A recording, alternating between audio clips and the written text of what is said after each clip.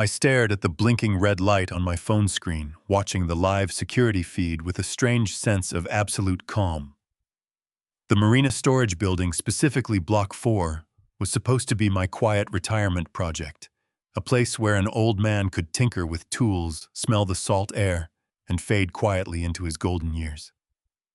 To my son Tyler and his new wife Monica, it was just a rusty warehouse where I hoarded useless junk.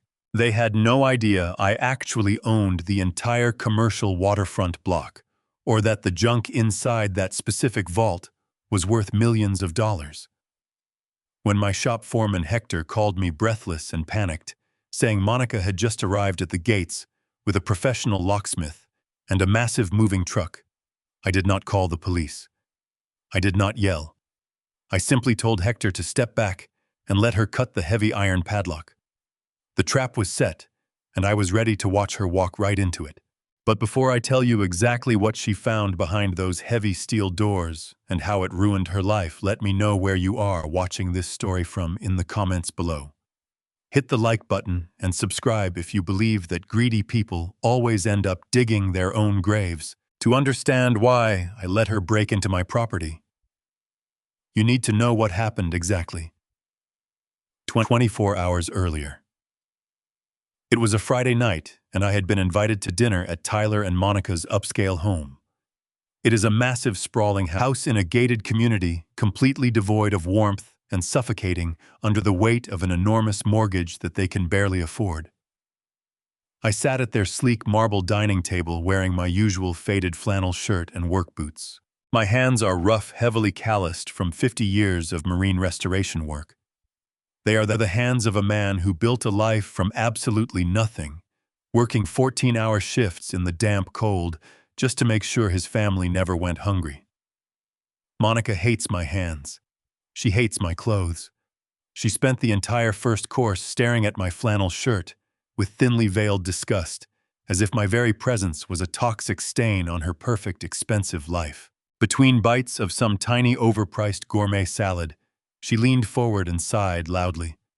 She told me that my hoarding at the marina was becoming a public embarrassment for them. She said her friends drive their luxury boats past Block 4 and ask why her father-in-law operates a garbage dump on prime real estate. Then came the demand. She did not ask, she demanded that I sign over the lease of the warehouse to her. She told me she had already contacted a scrap metal company to clear out my junk so she could use the cash to fund their new $50,000 kitchen renovation. I looked across the table at my son, expecting him to defend me. Tyler is 38 years old, a man who grew up watching me break my back to pay for his college education. But he just sat there staring intently at his plate, refusing to meet my eyes. He said absolutely nothing. In that suffocating silence, the ultimate betrayal was cemented. It was not Monica's naked greed that broke my heart. It was Tyler's cowardly complicity. He was perfectly willing to let his wife strip me of my dignity and my hobbies just so he could avoid an argument and get a shiny new kitchen. I placed my cloth napkin on the table, stood up, and walked out the front door without finishing my meal. Driving home in my old pickup truck, I realized the painful truth. My son did not see me as a father to be respected. He saw me as a stepping stone, a resource to be depleted until there was nothing left. I grieved the loss of my boy during that drive, but by the time I parked my truck, the grief had turned into something much colder. Now back in my living room, I watched the security feed on my phone screen as the locksmith's heavy bolt cutters snapped through the thick brass padlock on Block 4. The loud metallic click echoed through the microphone of the camera. Monica stood there in her designer coat, rubbing her hands together with a greedy, triumphant smile. She was practically vibrating with excitement, expecting to find piles of heavy industrial scrap metal she could quickly pawn off to the highest bidder. She thought she had outsmarted a naive old man. Instead of calling the local authorities to report a break-in, I picked up my phone and dialed Stephen Pierce, my corporate attorney. Stephen has managed my private assets for 2 decades long before Tyler even met Monica. I spoke with a voice completely devoid of emotion. I instructed Stephen to immediately freeze the blind trust account we had established 3 years ago, You see, when Tyler bought that massive house, he quickly fell behind on the exorbitant property taxes. To save him from losing his home, I created a blind trust that automatically paid his county taxes every single quarter. Tyler never knew where the money came from. He probably convinced himself it was some tax loophole or a clerical error in his favor because entitled people rarely question unearned good fortune. I told Stephen to liquidate the trust and halt all future payments. If Tyler and Monica wanted to operate independently as ruthless adults who steal from their elders, they were going to do so without my invisible safety net, protecting them from the real world. The trap was not just about the marina. It was about cutting the financial oxygen line they did not even realize they were breathing from. I wanted them to feel the full crushing weight of the lifestyle they were pretending they could afford. Stephen did not argue. He simply said, "Consider it done, Wallace," and hung up the phone. I sat back in my armchair, pouring myself a cup of black coffee, knowing that their financial ruin was now officially in motion. On the security feed, I saw Hector, my loyal shop foreman, step out of the shadows and intercept Monica just as she grabbed the heavy handle of the loading bay door. Hector is a big man, intimidating and fiercely protective of our work. Monica did not flinch. She reached into her expensive leather purse and shoved a thick document into his chest. I zoomed in. Through the earpiece Hector wears on shift, I could hear every word. Monica announced that she held a notarized power of attorney bearing what appeared to be my signature. The document named her as my agent and claimed that my judgment had deteriorated badly enough that she needed to manage and liquidate assets on my behalf. She added falsely that the paperwork had already been reviewed by people who would support an emergency incapacity claim if I resisted. This was the crossing of the Rubicon. She was no longer a greedy daughter-in-law trying to steal scrap metal. She was trying to erase my legal autonomy, manufacture a record of dementia, and use that lie to swallow my life's work. The sheer wickedness of the plan stopped my breathing for a fraction of a second. My own father had died after severe cognitive decline, and watching his mind disappear had been one of the greatest tragedies of my life. For Monica to weaponize that disease against me for money was something I would never forgive. Hector studied the document, then looked toward the security camera waiting for instructions. He knew I had never granted Monica authority over anything at the marina. I pressed the microphone button on my phone and spoke directly into his earpiece. "Do not stop her, Hector," I said, my voice steady and hard as stone. "Step back. Let her open the main vault." Hector hesitated only a second, then moved aside and gestured toward the heavy steel double doors. Monica gave him a victorious sneer, gripped the iron latch, and stepped toward the darkness beyond it. She believed the paper in her hand had made her untouchable. I knew the opposite was true. The moment she tried to use it against what was inside that vault, the lie would become evidence. Through the high-definition lens of my security camera, I watched Monica grab the heavy iron handle of the main vault.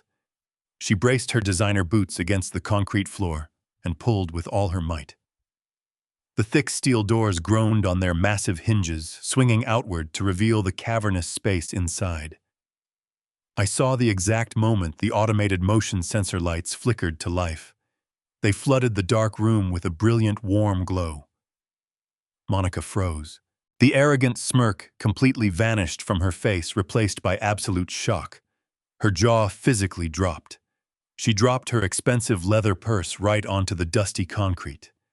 She was expecting mountains of rusted iron pipes, broken outboard motors, and worthless industrial trash. She was expecting garbage she could sell for a quick kitchen remodel. Instead, she found a masterpiece. Sitting in the center of the climate-controlled room, resting on a custom-built cradle, was a pristine, fully restored 1920s mahogany yacht. It was a spectacular vessel. 40 feet of flawless gleaming wood polished to a mirror finish that reflected the overhead lights like liquid gold. The brass fittings shone with absolute perfection. The white leather seats in the cockpit were immaculate. I had spent the last 5 years down on my hands and knees, sanding, varnishing, and rebuilding that boat piece by agonizing piece. It was a ghost of maritime history brought back to stunning, beautiful life. Monica slowly walked toward the hull, reaching out a trembling hand to touch the polished mahogany. I could practically see the dollar signs spinning in her eyes. She circled the vessel, her breathing visibly shallow, completely mesmerized by the sheer wealth sitting in front of her. Then she noticed the glass display case mounted on the far wall of the vault. I watched her hurry over to it, her high heels clicking loudly against the silent floor. Inside that case, carefully preserved under protective glass, were the original maritime deeds to the entire waterfront property. They were historic documents proving that the very ground she was standing on, along with the 3 adjacent commercial blocks, was fully owned, free and clear, without a single cent of debt. I saw her press her face against the glass, reading the legal text, reading my name as the sole proprietor of a commercial empire she never knew existed. She brought her hands to her mouth. She was literally shaking with excitement. In her greedy, twisted mind, she had just struck a multi-million-dollar jackpot. She believed the forged document in her pocket gave her the legal right to swallow all of this whole. She thought she was going crazy with power. She was no longer thinking about a simple kitchen renovation. She was picturing a life of private jets, offshore bank accounts, and total financial supremacy. She believed she had just won the lottery by robbing a blind old man. She did not waste a single second. I watched her scramble to pick up her dropped purse and yank out her cell phone. Her fingers were flying across the screen. Through the audio feed, I heard her first phone call loud and clear. She called an elite private liquidator, someone she clearly had on standby. Her voice was trembling with a frantic, greedy energy. She paced back and forth in front of the yacht, telling the man on the other end of the line that she had found the Holy Grail. She described the mahogany boat in rapid, breathless sentences, claiming she had the legal authority to auction it immediately. She told the liquidator to drop whatever he was doing and get a specialized transport team to the marina by tomorrow morning. Then she made a second call. I could not hear the other person, but her words told me everything. She was talking to a luxury real estate broker. She bragged that she was about to come into a massive commercial waterfront portfolio. She demanded to schedule viewings for penthouses in the city center properties that cost $5 or $6 million. She laughed, a loud, arrogant sound that echoed off the metal walls of the vault. She was spending my money in her head before the ink on her fake power of attorney was even dry. She was planning an empire built on the bones of my life work. She strutted around the yacht, trailing her fingers along the brass railing, acting as if she were already a billionaire heiress. It was a sickening display of pure, unadulterated entitlement. Arrogant people are often so focused on the prize that they miss the tripwire beneath it. While Monica paced around the yacht, making calls and calculating what she could sell, opening Vault 4 triggered a silent security notification installed years earlier. My phone vibrated once. The alert went to the monitored desk used by the State Maritime Heritage Foundation for protected restoration sites. It did not bring sirens to the gate. It simply created an electronic record that the vault seal had been broken and the person entering was not authorized. Monica never looked toward the sensor above the door. She was too busy staring at the yacht and the waterfront deeds as if they were lottery tickets. I kept watching. Every move she made was now being documented by a system she did not know existed. There was a reason I had never explained the full legal history of Block 4 to Tyler. He measured value only by what could be sold quickly, and Monica saw the marina as cash waiting to be extracted. The yacht carried 30 years of promises, restoration records, grant files, and custody documents behind it, none of which were visible from the polished hull. To Monica, it looked like private treasure hidden by a foolish old man. I let her believe that. She could see my name on the waterfront deeds, but she could not see the separate chain of custody governing the vessel. Those records were secured with Stephen Pierce and the preservation authorities. If Monica wanted to claim the yacht, I needed her to do it in her own words and on her own paperwork, so I did not interrupt her calls or warn the liquidator she was summoning. The cameras captured the forged document, the broken lock, and every sentence in which she described plans to sell what she had no authority to touch. The legal importance of the yacht would become clear soon enough. For now, I needed Monica to move from intention to action. Greed had brought her through the door. Confidence would make her sign something. Once her name appeared on an actual appraisal or auction agreement, she could no longer retreat behind the excuse of a family misunderstanding. The security feed on my phone screen abruptly vanished, replaced by the stark white letters of an incoming call. It was Tyler. For a brief, foolish moment, the heart of a father hoped against all logic. I thought maybe Hector had called him and warned him about the break-in. I thought maybe my son was calling to apologize, to tell me his wife had lost her mind and that he was driving down to the marina to stop her. I raised the boy I taught to fish and build birdhouses in my workshop, was about to step up and be a decent man. I took a slow, deep breath and pressed the green button to answer. I brought the phone to my ear and waited. I did not say hello.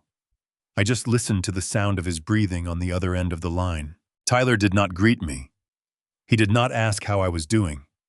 He did not offer a single word of apology for the fact that his wife had just used a professional locksmith to break into my private commercial property.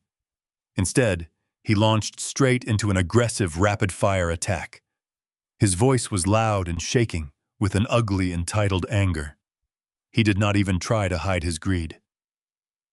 Dad, Monica found the boat, he practically shouted into the receiver. She found the yacht and the property deeds. I listened to his tone shift, from anger to a twisted kind of righteous indignation. You have been hiding millions of dollars from us. He accused, his voice echoing through my quiet living room. You sat at my dinner table wearing your ragged flannel shirts, acting like a humble pensioner, while we have been drowning in bills. Do you have any idea the kind of stress I am under? Do you know how hard it is to pay the mortgage on this house, to keep up appearances for my clients? And you were just sitting on a gold mine, hoarding it in a rusty warehouse. He spoke as if I had stolen the money from his own pockets. He spoke as if the wealth I had built over 50 years of backbreaking labor belonged to him simply because he shared my last name. He did not stop to take a breath. He just kept listing his grievances, blaming me for his credit card debt, blaming me for his stressful life, blaming me for the fact that he was living way beyond his means. He told me that Monica was right about me all along. He said it was cruel of me to watch them struggle when I had a fortune locked away in the dark. Then came the final crushing blow. He told me Monica had already contacted a luxury asset liquidator. We are listing the boat for auction this week, he announced with total arrogance. We are using the power of attorney to take control of the marina, and we are selling that yacht to the highest bidder. You are clearly not in your right mind to manage assets of this magnitude, so we are stepping in to handle it for your own good. I sat in my armchair, staring at the blank wall across my living room. I felt a physical sensation in my chest, like a thick, heavy rope finally snapping under too much tension. It was the emotional death of our relationship. The father and son bond, built over 38 years, dissolved into dust in the span of a 3-minute phone call. I remembered working double shifts at the boatyard, coming home with my muscles screaming in pain just to afford his private college tuition. I remembered selling my own vintage truck to pay for his first wedding, the one that ended in a costly divorce before he ever met Monica. I had given this boy every single drop of my sweat and blood, and his response was to eagerly participate in my financial execution. I was perfectly willing to declare me mentally incompetent, just to get his hands on a boat he thought he could sell. He did not care about my health. He did not care about my legacy or my dignity. He only cared about saving his own skin and funding his wife and her luxurious delusions. The grief washed over me fast and bitter, but it did not stay. The sorrow was instantly burned away by a cold, brilliant clarity. I was no longer speaking to my child. I was speaking to an adult who was actively trying to destroy me. I did not scream at him. I did not raise my voice. I did not waste my breath trying to defend my 50 years of hard work to a man who had never broken a sweat in his life. I let his angry accusations hang in the silence for a long, heavy moment. Tyler said my name, demanding a response. He wanted me to argue. He wanted me to cry or beg so he could feel powerful. He wanted me to fight back so he could use my anger as proof that my mind was failing. Instead, I leaned forward in my chair and asked him one very simple, very deliberate question. Tyler. I said, my voice completely flat and devoid of any parental warmth. Are you absolutely sure you want to claim ownership of that vessel? I needed him to say it. I needed him to verbally confirm his participation in this scheme. I knew that the federal authorities would be reviewing every single detail of this incident.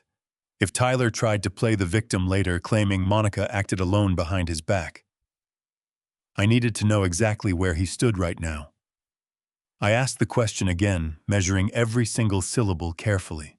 Are you officially claiming that you and Monica are taking possession of the 1920s mahogany yacht located in Vault 4? Tyler laughed. It was a cruel, dismissive sound that made my stomach turn. Yes, Dad, he said with absolute arrogant certainty. I am the rightful heir to your estate, and since you are clearly hiding assets while your family suffers, I am stepping in. We own the boat now. We are handling the auction, and we are taking what we deserve. Do not try to come down to the marina and cause a scene today. Monica has private security guards coming to secure the perimeter. Just stay home and let us handle the adults' work. We will make sure you are placed in a nice facility when this is all over. I was so proud of himself. He genuinely thought he had backed me into a corner, and that the forged paperwork was a magic wand, turning him into an instant millionaire. What he did not understand was that his words had now attached him to Monica's claim. He had confirmed that he knew about the vessel, approved the auction, and intended to take possession of it. Whatever legal reality was waiting behind Vault 4, Tyler had just chosen to stand beside his wife instead of stepping away. I did not warn him. I owed him that choice and nothing more. I took one final sip of black coffee and let the bitterness settle on my tongue. I understand, Tyler, I said quietly. That is all I needed to know. Less than an hour after my phone call with Tyler ended, the live video feed on my monitor showed a sleek black luxury sedan pulling through the open gates of the marina. Monica stepped out of the passenger side first. She had changed her clothes since the morning. She was now wearing a sharp, tailored business suit, clearly trying to look the part of a ruthless corporate executive, taking charge of a massive commercial estate. A man stepped out of the driver's side door, and I recognized his type immediately. He wore a loud, flashy pinstripe suit that probably cost more than my first truck, and his dark hair was slicked back tight against his scalp. This was the high-end private liquidator she had called. He was a shark. He was the exact kind of guy who circles grieving families and distressed businesses, offering pennies on the dollar for priceless assets so he can sell them off quietly in underground private auctions. They walked into the main vault together. The sensitive microphone in the camera picked up the sharp, echoing click of their footsteps against the cold, concrete floor. The liquidator stopped dead in his tracks the moment he laid eyes on the mahogany yacht. I watched his slick, professional demeanor crumble, completely revealing the naked, raw greed hiding just underneath. He walked slowly around the hull, running his manicured hands over the perfectly varnished wood, whistling low under his breath. He muttered to Monica that he had not seen a vessel of this pristine historical caliber outside of private royal collections or museum archives. He told her she was sitting on a maritime masterpiece. Monica soaked up his praise like a dry sponge, puffing out her chest and smiling that arrogant, triumphant smile of hers. She looked at the boat not as a piece of history or a labor of love, but as a giant pile of cash waiting to be deposited into her bank account. Next, Monica led him over to the heavy glass display case mounted on the far wall of the vault. She pointed to the original maritime property deeds resting inside. The liquidator leaned in close, pulling a small jeweler's magnifying glass from his suit jacket pocket. He read the documents carefully, verifying the boundaries of the waterfront blocks, the commercial zoning rights, and the absolute lack of any outstanding financial liens. He turned back to Monica and told her that between the immaculate antique boat and the prime commercial real estate, she was looking at an 8-figure liquidation easily. I watched Monica actually shiver with delight. She was completely intoxicated by the massive numbers he was throwing around.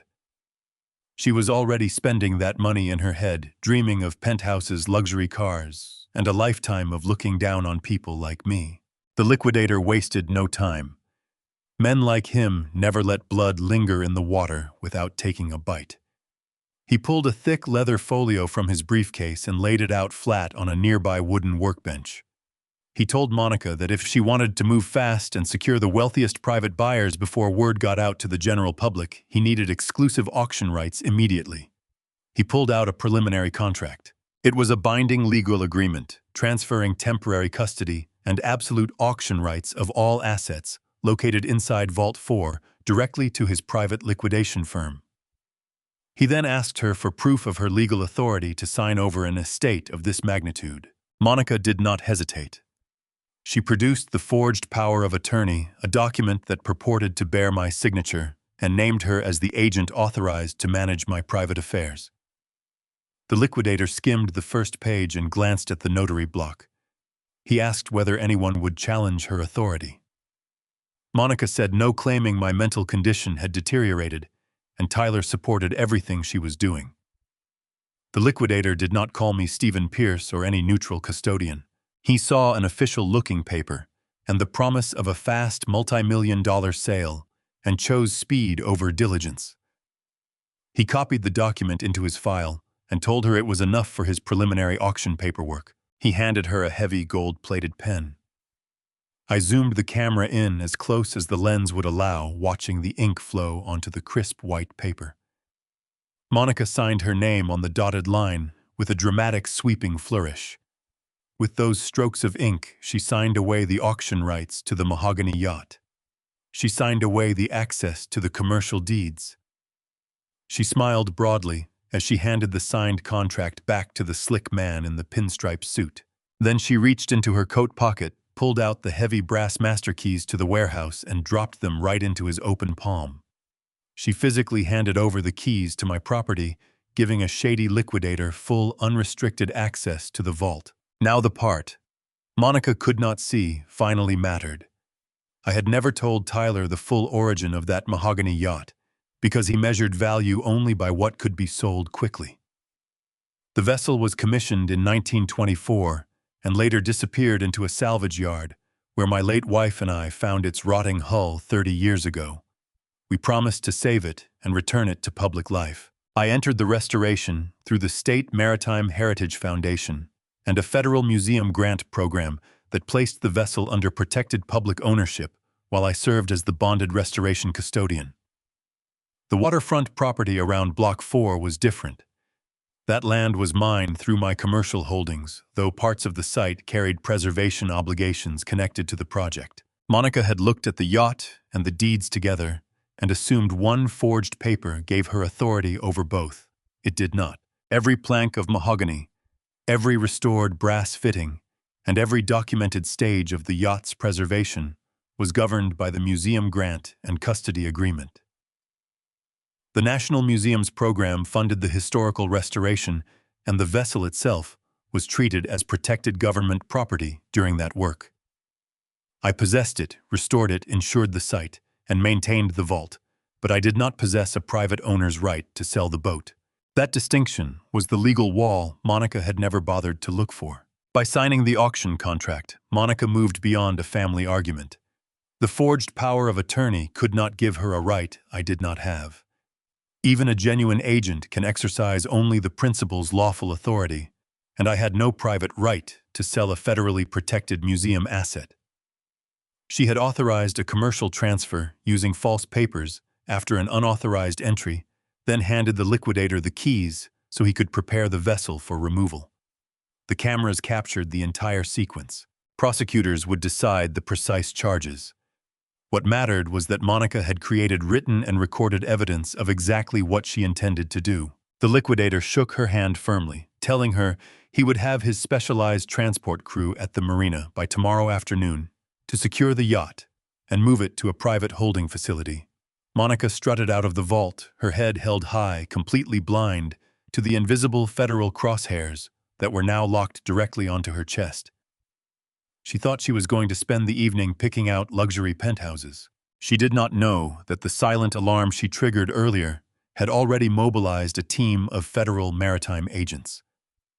I watched their black car pull out of the marina gates and disappear down the road. I did not feel an ounce of pity for her or for my son. I reached for my phone to call my attorney, Stephen Pierce, to tell him the final piece of bait had been swallowed whole. The trap was perfectly sprung. Tomorrow, the sky would fall on their heads.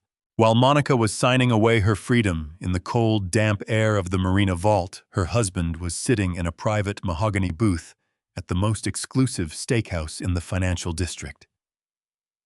Tyler was completely desperate. His marketing firm was bleeding cash, losing major clients left and right because of his lazy management and arrogant attitude. Tonight was his absolute last chance to secure a massive corporate account that would keep his dying company afloat. I was hosting 2 senior executives, trying his hardest to project the image of a wildly successful chief executive officer. He ordered the finest dry-aged steaks. He ordered imported caviar.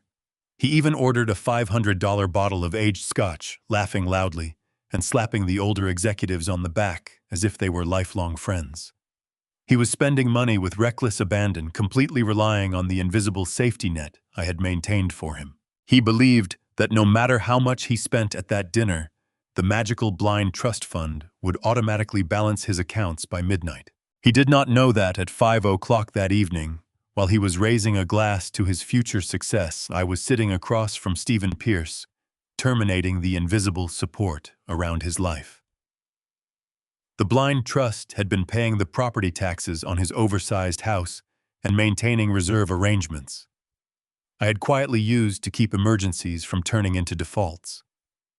Stephen ended those payments, revoked my personal guarantees, and closed the trust-funded support facilities behind Tyler's premium credit profile. The money did not magically erase Tyler's own accounts. What disappeared was the private backing that had allowed lenders to keep extending him credit despite worsening finances. Once that support vanished, the issuers reviewed the exposure and suspended the premium lines.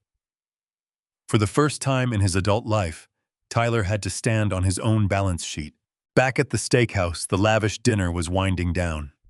Tyler was grinning from ear to ear, believing he had the 2 corporate executives right in the palm of his hand. He signaled the waiter with an arrogant snap of his fingers, asking for the check. When the heavy leather folder arrived, the bill was well over $2,000. Tyler did not even blink. He casually reached into his tailored suit jacket, pulled out his heavy metal platinum credit card, and dropped it onto the silver tray with a smug, confident smile. He went right back to bragging to his clients about a new maritime asset his wife had just secured, boasting about a sudden windfall that would double his firm's capital. He told them he was about to come into a massive waterfront commercial portfolio, acting as if he were a real estate tycoon. 5 minutes later, the waiter returned. The polite, professional smile on the young waiter's face was completely gone, replaced by a tense, uncomfortable expression. The waiter leaned down and whispered discreetly into Tyler's ear, informing him that the card had been declined. Tyler scoffed, rolling his eyes dramatically, as if it were a ridiculous bank error. He apologized loudly to his clients, blaming the bank's overly sensitive fraud department for interrupting their lovely evening. He confidently pulled out his secondary gold card, his backup safety net, and handed it to the waiter with an annoyed flick of his wrist. He told the waiter to run it quickly and bring back the receipt. The executives watched this exchange in silence. Another 5 agonizing minutes passed. This time, the waiter did not return alone. He brought the general manager of the restaurant. The manager approached the table, his face pale and dead serious. He leaned in and spoke in a voice that was just loud enough for the 2 corporate executives to hear perfectly. He informed Tyler that not only was the second card declined, but the merchant banking system had flagged the account as permanently closed by the issuing institution. The color instantly drained from Tyler's face, leaving him a sickly pale gray. A cold sweat broke out across his forehead. He began to stammer, patting his pockets, desperately pulling out his personal business debit card. He insisted they run it immediately, claiming he had plenty of liquid cash to cover a simple dinner. The manager took the debit card, stepped to a portable terminal near the bar, and returned, shaking his head. That card failed for a different reason. Tyler's own operating balance was already too low to cover the dinner. The trust had never been his checking account. It had simply absorbed enough of his recurring obligations that he could pretend his personal cash flow was healthy. With the tax support and guarantees gone, the weakness underneath was suddenly visible. The executives across from him stopped drinking their scotch and exchanged a long, meaningful look. They were experienced business people. They understood the difference between a temporary fraud alert and a man whose entire financial image had depended on support he did not control. Tyler was hyperventilating now. He frantically tried to log into his banking application on his phone, his hands shaking so violently he kept typing the wrong password. When the dashboard finally loaded, he stared at a wall of red numbers and frozen accounts. The trust fund was gone. The credit lines were gone. The safety net was erased. The manager politely but firmly informed Tyler that they needed to settle the $2,000 bill immediately, or he would be forced to call the local police to report a theft of services. The humiliation was absolute and suffocating. The executives did not offer to cover the check. They simply stood up, buttoned their expensive wool coats, and thanked Tyler coldly for his time. They told him they would be pursuing other marketing agencies for their upcoming campaigns. They walked out of the restaurant, taking his firm's absolute last chance of survival out the glass doors with them. Tyler was left sitting completely alone at the large booth surrounded by half-empty wine glasses, dirty plates, and a massive unpaid bill. Desperate, humiliated, and panicking, he realized he had absolutely no way out. He was forced to unbuckle the solid gold Rolex from his left wrist. It was a beautiful, expensive watch I had bought for him 5 years ago to celebrate his first major promotion, back when I still believed he was a good man. His hands trembled as he handed the watch to the restaurant manager, offering it as collateral just so they would not call the police and have him arrested in front of the entire dining room. The manager accepted the watch, providing him a handwritten receipt, and told him never to return to the establishment. Tyler stumbled out of the steakhouse into the freezing night air, completely stripped of his pride, his business, and his wealth. He stood on the sidewalk, breathing heavily, trying to understand how his entire life had just evaporated in the span of 30 minutes. The conflict chaining had worked with devastating perfection. By trying to steal my future, he had accidentally forced me to burn his to the ground. His financial free fall had officially begun, but the true tragedy for him was that he still had no idea what his wife had done at the marina. He thought this was the worst night of his life. He did not know that tomorrow morning the federal agents would be waiting. The morning sun was barely breaking over the horizon when heavy tires crunched against the gravel of my driveway.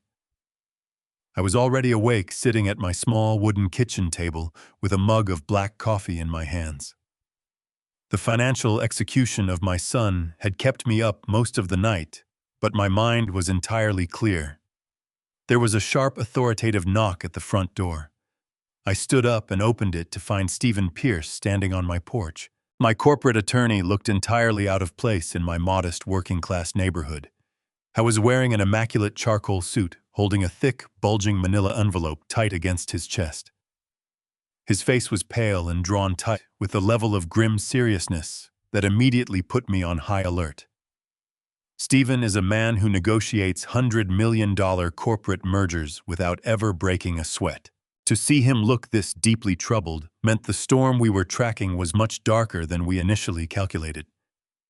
I stepped aside and motioned for him to come into the kitchen. He did not ask for coffee. He did not offer any polite morning greetings. He walked straight to the kitchen table and dropped the heavy manila envelope right onto the worn wood.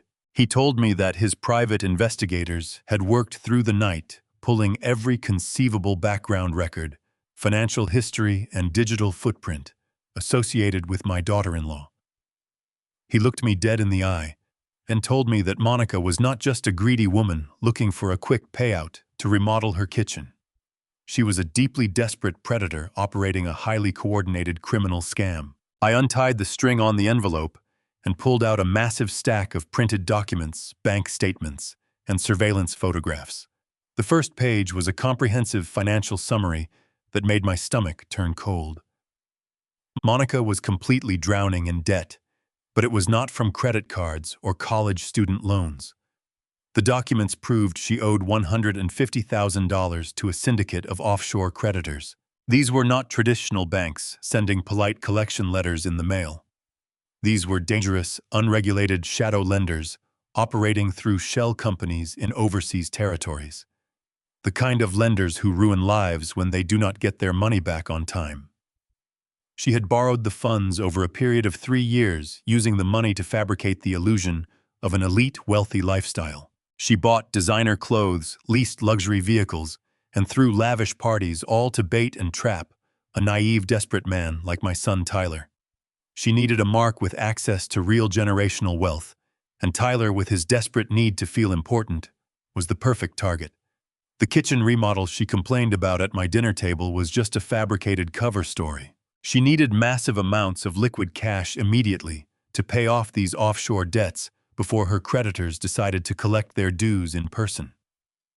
Her arrogant, condescending attitude at the dinner table was nothing but a fragile mask hiding a state of absolute, suffocating panic. Stephen reached across the table and slid a series of high-resolution surveillance photographs toward me. The pictures were dated 3 weeks ago, long before she ever demanded the lease to my marina warehouse. The photos showed Monica sitting in a dark corner booth of a high-end hotel bar. Sitting directly across from her, sharing a bottle of expensive champagne, was a man in a flashy pinstripe suit. I recognized him instantly from the security footage at the marina. It was the exact same high-end private liquidator she had brought to the vault yesterday afternoon. The man she claimed was just an independent appraiser she found online was actually her secret partner. Stephen tapped the photograph with his finger and explained the true depth of their relationship. This liquidator was a known black market asset broker. He specialized in moving stolen or disputed luxury goods into private overseas collections where the authorities could never find them. They had been planning this specific heist for months. They targeted my waterfront block, knowing I kept valuable restored assets inside the heavily secured facility. The plan was devastatingly simple and entirely ruthless. Monica would secure access to the vault using a forged document. The liquidator would immediately remove the physical assets under the guise of a private auction. He would sell the mahogany yacht to an anonymous international buyer for pure, untraceable cash. They would split the millions and then vanish completely. I stared at the photographs of Monica laughing with the black market broker, and then looked again at the forged power of attorney. The document itself purported to carry my signature and named Monica as my agent. My signature was false. Tyler had not signed that line because he could not legally appoint his wife to act for me.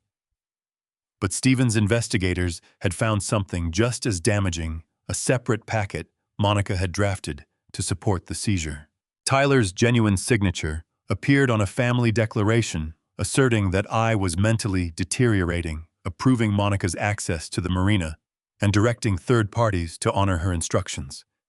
He had signed it willingly. That meant Monica had created the forged authority, but Tyler had attached his own name to the story that made it believable. Her plan was viciously efficient. Once the liquidator moved the yacht, Monica intended to collect the cash, satisfy her offshore creditors, and disappear. The false power of attorney would point to her, but the supporting declarations, his phone calls, and his public claim that they owned the yacht would leave Tyler deeply exposed beside her. She did not need him to be innocent. She needed him to be useful, loud, and foolish enough to create a paper trail she could later blame. He had done exactly that. I sat back in my wooden chair, letting the sheer gravity of the situation settle into my bones. The silence in the kitchen was heavy and thick. For the past 24 hours, I believed I was simply teaching an entitled, greedy son and his arrogant wife a harsh lesson about respect. I thought I was protecting my hard-earned retirement assets from being squandered by a spoiled generation. But looking at the undeniable proof of a coordinated offshore criminal enterprise, my entire perspective shifted. I was no longer just an angry father cutting off a financial safety net. I was the only thing standing between my naive son and a lifetime behind bars. Tyler had betrayed me. He had looked me in the eye and tried to strip me of my dignity. He deserved to lose his business, and he absolutely deserved the agonizing financial ruin he was experiencing right now. But he was still my blood. I was still the boy I taught to ride a bicycle in the driveway. I could let him go bankrupt, but I could not stand by and watch him be sacrificed to a federal prison by a manipulative predator. I looked up at Stephen Pierce. My corporate attorney was waiting for my command. He knew that the federal maritime agents were already mobilizing based on the silent alarm from the vault. We had less than 24 hours before the authorities descended on the marina to make arrests. I had barely finished my second cup of coffee when the heavy thud of car doors slamming shut echoed through my quiet front yard. I looked out the living room window and saw a dark, oversized sports utility vehicle parked aggressively across my driveway, crushing the edge of my front lawn. Monica stepped out of the passenger side, and her entire demeanor had shifted dramatically from the arrogant heiress I saw on the security cameras yesterday. The reality of the frozen credit lines had clearly hit her overnight. Her designer clothes looked thrown on in a panic, and the tight, forced smile she usually wore was completely gone, replaced by a look of wild, desperate fury. She was not alone. Two large, intimidating men wearing cheap, ill-fitting suits stepped out of the back seats. They looked like hired muscle pretending to be corporate lawyers. Monica was marching up my front walkway with a thick stack of papers clutched in her hands, ready to wage an absolute war. I did not lock the door or pretend I was not home. I stood up, brushed the invisible dust off my old jeans, and opened the front door before she could even knock. Monica pushed past me without a single word of greeting, invading the quiet sanctuary of my home. The two massive men followed her inside, standing shoulder to shoulder near the entryway, attempting to block my only exit. They crossed their arms and stared at me, trying to use their sheer physical size to intimidate a 70-year-old man. I simply looked at them and then turned my attention back to my daughter-in-law. She threw the thick stack of legal documents right onto my kitchen table, scattering my morning newspaper. Her chest was heaving, and her eyes darted around my modest living room with absolute undisguised contempt. She told me the game was over. She said Tyler had woken up to find his premium credit lines frozen, the trust support gone, and the cash accounts he actually controlled nearly empty. She blamed me, of course.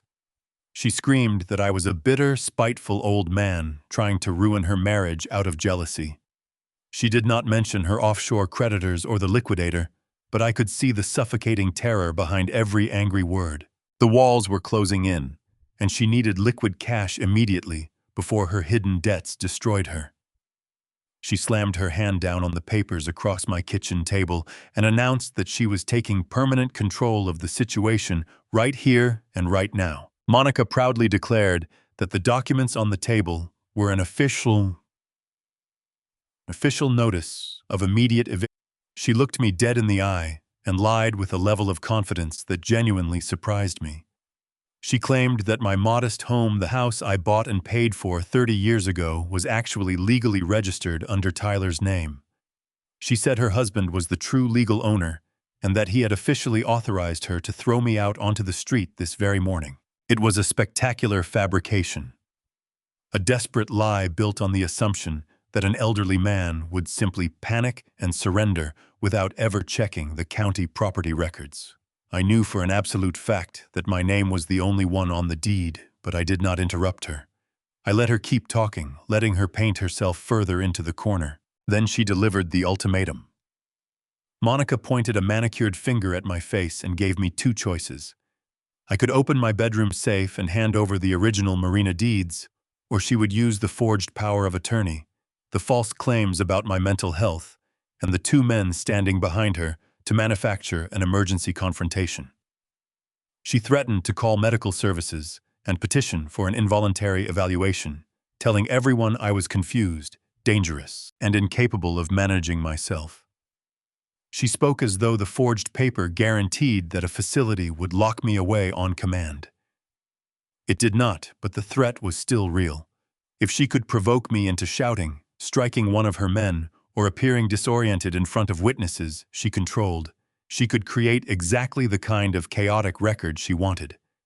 Then, while I fought to clear my name, she planned to use the confusion to seize the Marina documents and complete the auction. Instead, I did absolutely nothing. I looked at the fake eviction notice on my table.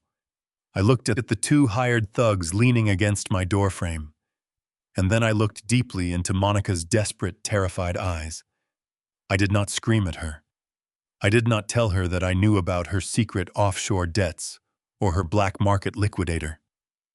I did not mention that the marina was currently rigged as a massive federal trap and that she had already committed grand larceny against the United States government. Arguing with her would only tip my hand and reveal that I was 5 steps ahead.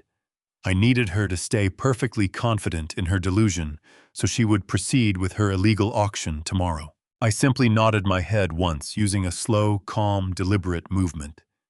Without speaking a single word, I turned my back to her and walked down the short hallway into my bedroom.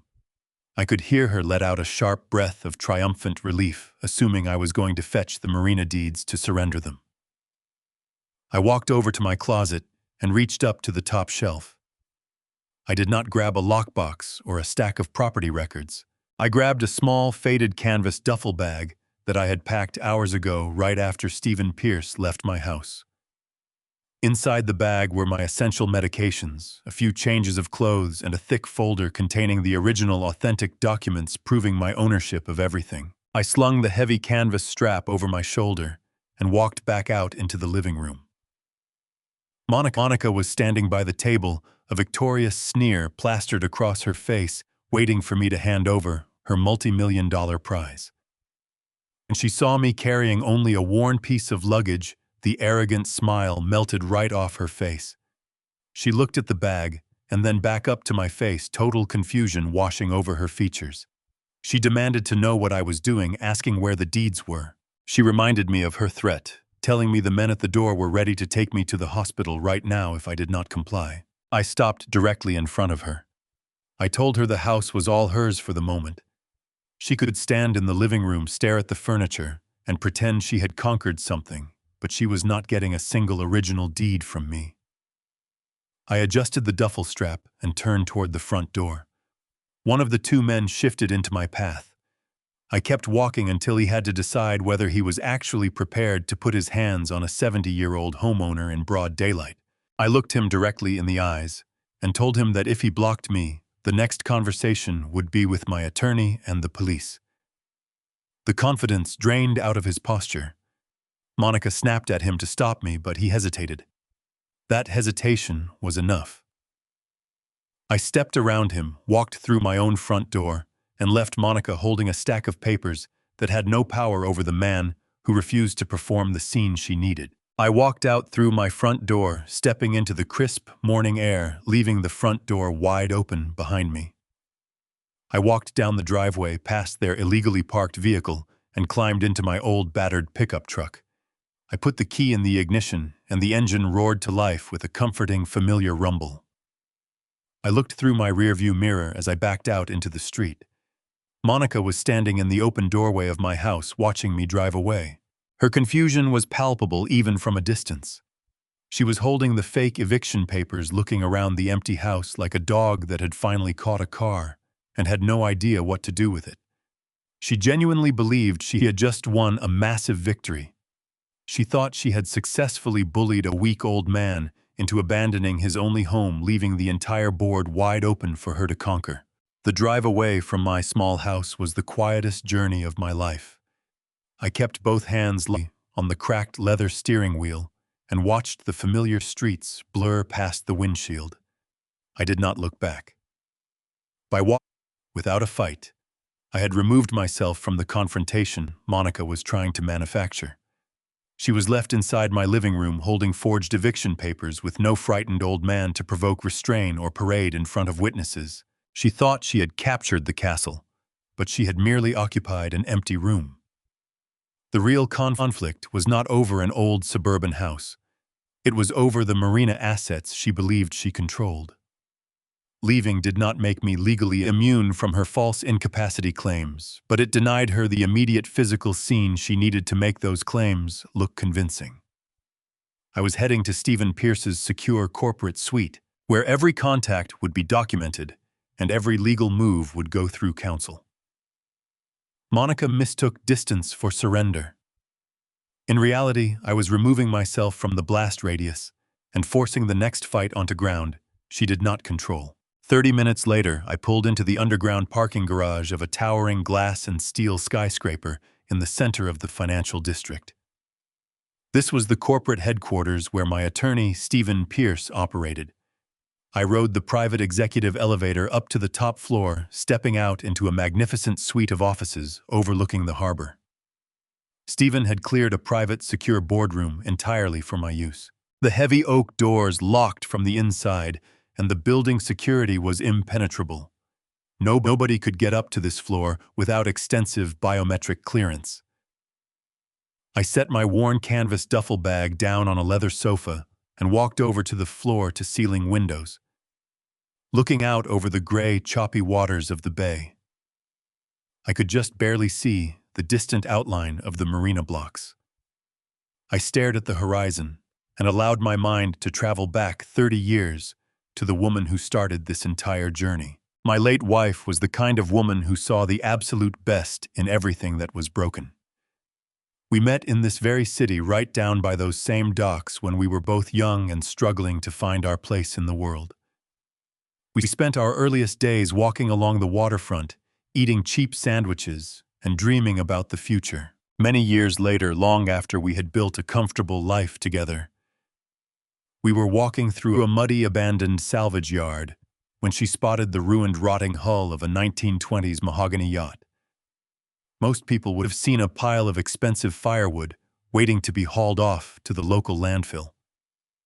She saw a magnificent ghost of maritime history just waiting to be brought back to life. She placed her hand against the decaying wood and looked at me with tears shining in her eyes. She asked me to save it. We made a solemn, unbreakable vow right there in the mud. We promised each other that we would rescue that beautiful vessel, restore every single inch of it to absolute historical perfection, and then donate it back to the city where we first fell in love. We agreed that the boat would never be a tool for our own personal financial gain. It was going to be a gift to the public, a monument to the history of the harbor, and a symbol of our enduring love. When my wife died, I poured every ounce of grief into fulfilling that promise. Preserving the yacht required more than varnish and brass polish. Years earlier, I had taken the project to the State Maritime Heritage Foundation and entered a formal preservation arrangement supported by a federal museum grant. Under that agreement, the vessel's title and custody were protected for public use, while I remained the bonded restoration expert responsible for bringing it back to historical condition. The commercial marina property was not the same asset. I still owned the waterfront block through my private holdings, subject to preservation covenants and site obligations connected to the restoration. That distinction mattered. I could donate my land, restructure my commercial interests, or place them into a trust. I could not privately sell the yacht simply because it sat inside my building. Monica had treated the boat and the real estate as one giant pile of money. The law treated them as separate things, and her forged power of attorney could not collapse that difference. The heavy oak doors of the boardroom swung open, interrupting my quiet reflection. Stephen Pierce walked into the room carrying a fresh stack of documents. He set them down on the massive glass conference table and took a seat across from me. He looked exhausted, but his eyes were burning with a sharp, victorious energy. He informed me that he had just finished a lengthy, secure conference call with the regional director of the Federal Maritime Authorities. The silent alarm that Monica triggered yesterday had indeed alerted the agency that a potential theft was in progress. Now it was time to finalize the paperwork that would turn her greedy little auction into a catastrophic federal crime scene. Stephen slid an affidavit across the glass table. By signing it, I was confirming that I had never authorized Monica Tyler or any private liquidator to enter Vault 4 or sell the yacht. I was also confirming that I was of sound mind and that the power of attorney being circulated in my name was false. Stephen explained the key point in plain language. Even if Monica had possessed a genuine power of attorney, an agent can exercise only the legal rights held by the principal. I could authorize someone to deal with property I owned. I could not authorize anyone sell a federally protected museum asset that I was restoring as a custodian. The forged document therefore failed twice. It was not mine, and even if it had been real, it could not create ownership rights I never possessed. The affidavit would give the investigators a clean statement of non-consent, while Stephen separately supplied the restoration contract grant records and custody documents proving the vessel's protected status. I picked up a pen and signed my name at the bottom of the affidavit.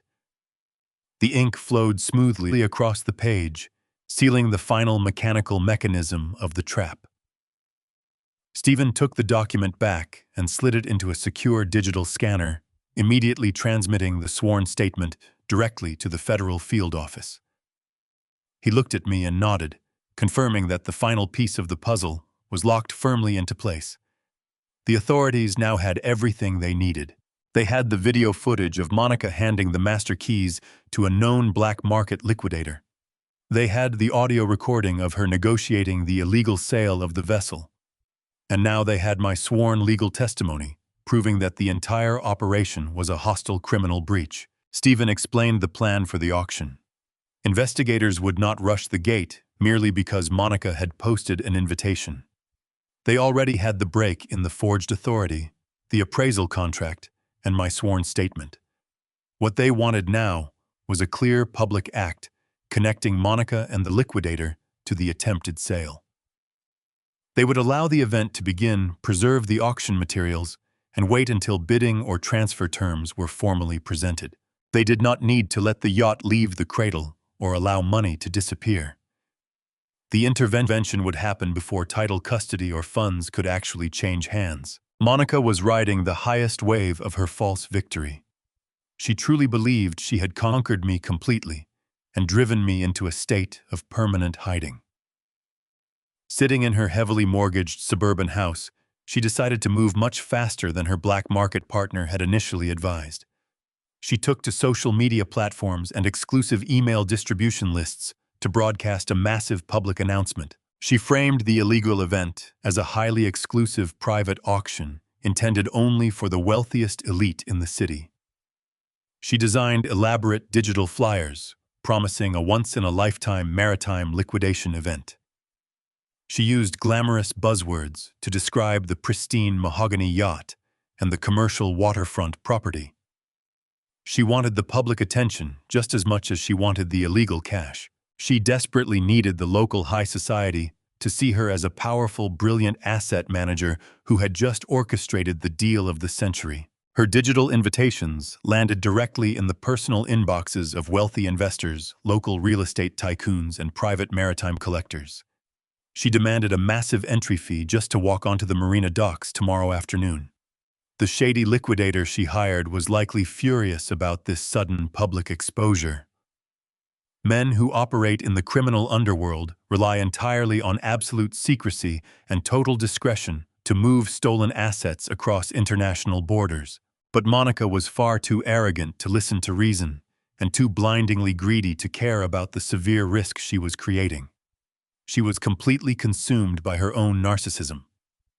She did not realize that broadcasting the sale of a protected federal artifact on the open internet was the most foolish mistake a criminal could possibly make. The federal agents sitting in their tactical command center simply downloaded her glossy invitation and added it to the top of her rapidly growing criminal file. She was voluntarily providing the federal prosecution with beautifully formatted evidence of her own premeditated guilt. Tyler was undoubtedly swept up in the manufactured frenzy his wife had created around the upcoming auction. He had lost his marketing business and his premium credit cards earlier that week, but Monica had clearly convinced him that tomorrow would wash all their financial problems away. He felt a desperate, pathetic need to flex whatever small amount of power he thought he still possessed over me. He pulled out his cellular phone to call me. I was sitting in the quiet, absolute safety of the corporate boardroom when my phone began to vibrate against the thick glass table. I looked down at the glowing screen and saw the name of my son flashing in bright letters. I did not reach for the device. I did not answer the call. I simply sat back in my leather chair and let it vibrate until the automated system sent him directly to voicemail. I waited a few minutes for the digital notification to appear before pressing a single button to play his audio message out loud in the empty room. The voice of my son filled the quiet corporate space.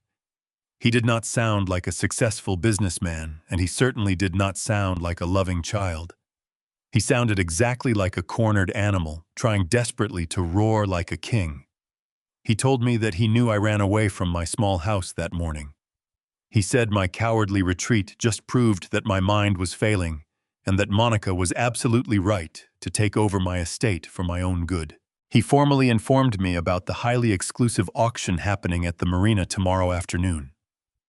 He bragged about the wealthy buyers who were already flying into the city just to bid on my beautiful restored yacht. How was trying to hurt me by rubbing his false victory right in my face. Then came the ultimate brutal threat. Tyler told me in a voice dripping with pure venom and disrespect that I was strictly forbidden from coming anywhere near Block 4 tomorrow. He said the liquidator had hired heavily armed private security guards to lock down the entire commercial perimeter of the marina. He explicitly promised that if I dared to show my face at the metal gates, he would personally call the local police. He swore he would have me arrested for criminal trespassing on my very own property. He wanted to make it absolutely clear that he was willing to have me dragged away in steel handcuffs in front of the most elite city. He wanted to humiliate me and destroy me in front of an audience just to prove that he was finally the man in charge. I listened to the entire voicemail without moving a single muscle in my body. I absorbed the vim, the disrespect, and the complete lack of any remaining familial loyalty. Tyler actually believed he was holding a loaded weapon right to my head. He had absolutely no idea that he was holding a live grenade, and that the safety pin was already sitting safe inside my pocket.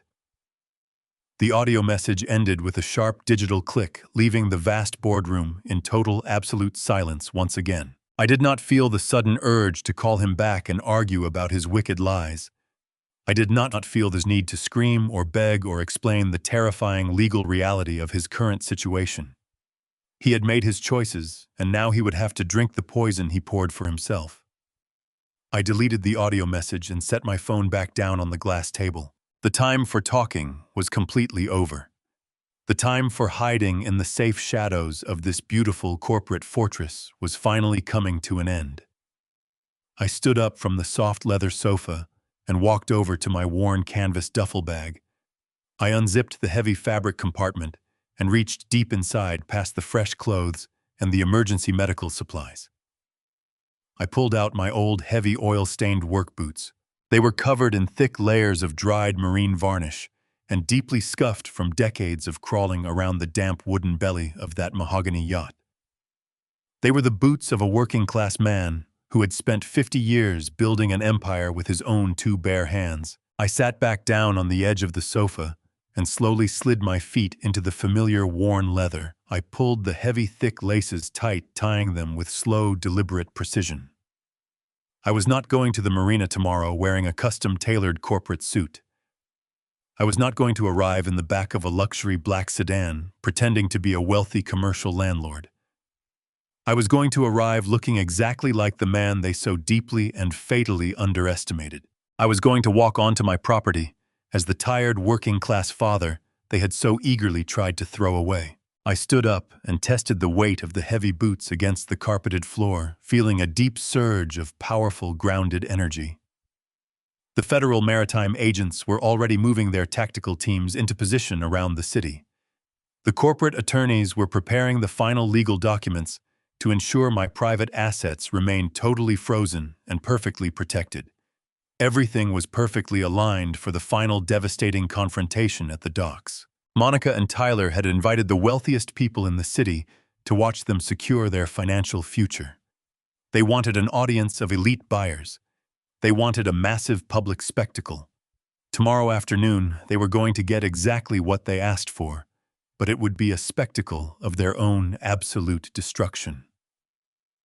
I walked toward the heavy oak doors of the boardroom, completely ready to watch their entire world burn down to the waterline. The afternoon sun reflected off the cold gray waters of the harbor, casting a harsh light over the commercial docks. The air, usually thick with the scent of motor oil and sea salt, was entirely overwhelmed by the smell of expensive imported perfumes. I parked my battered pickup truck down the street and watched through the rusted chain-link fence. The cracked asphalt of my working marina had been completely buried under a fleet of high-end luxury vehicles. Gleaming silver sports cars, massive imported utility vehicles, and sleek black sedans lined the perimeter of the loading zones. Monica had hired a professional valet service to park the cars of her wealthy guests right on top of the concrete pads where my crew usually hauled heavy marine lumber. She had transformed the gritty industrial heart of Block 4 into an exclusive country club. White linen tables were set up near the edge of the water, holding crystal champagne flutes and silver platters of catered appetizers. Soft classical music played from wireless speakers, echoing off the corrugated metal walls of the storage buildings. It was a grotesque display of unearned wealth and arrogant delusion. I sat in the cab of my truck, gripping the worn leather of the steering wheel, and watched Monica hold court right in front of the open vault doors. She was wearing a tailored white designer dress that looked like it belonged on a high-fashion runway, not a commercial boat dock. She held a tall glass of champagne in one hand, gesturing dramatically toward the gleaming mahogany hull of the 1920s yacht with the other. She laughed loudly, tossing her head back, playing the perfect role of the wealthy young heiress liquidating her vast family estate. She smiled brightly at the private collectors and real estate tycoons, feeding them lies about how she personally oversaw the management of these magnificent commercial assets. She looked absolutely untouchable. She was completely drunk on the illusion of her own absolute power. She was surrounded by the most elite families in the city, absorbing their admiration and their envy like a sponge. Standing just a few feet away in the shadows of the open vault was her secret partner. The slick, high-end liquidator wore his flashy pinstripe suit, scanning the wealthy crowd with hungry, calculating eyes. He was quietly taking down names, handing out premium auction brochures, and mentally calculating his massive illegal commission. He looked like a wolf deciding which sheep to isolate first. Tyler was there too, standing awkwardly near the catering table. He was wearing his best tailored suit, but he looked entirely out of place. He kept checking his cellular phone, wiping a thick layer of nervous sweat from his forehead. His marketing firm was dead. His premium credit lines were frozen. His corporate clients had abandoned him. This illegal auction was his absolute last breath of financial air. He watched his wife parrot around the antique yacht, clinging to her public performance like a drowning man holding onto a piece of floating debris. He needed this auction to succeed more than he needed oxygen.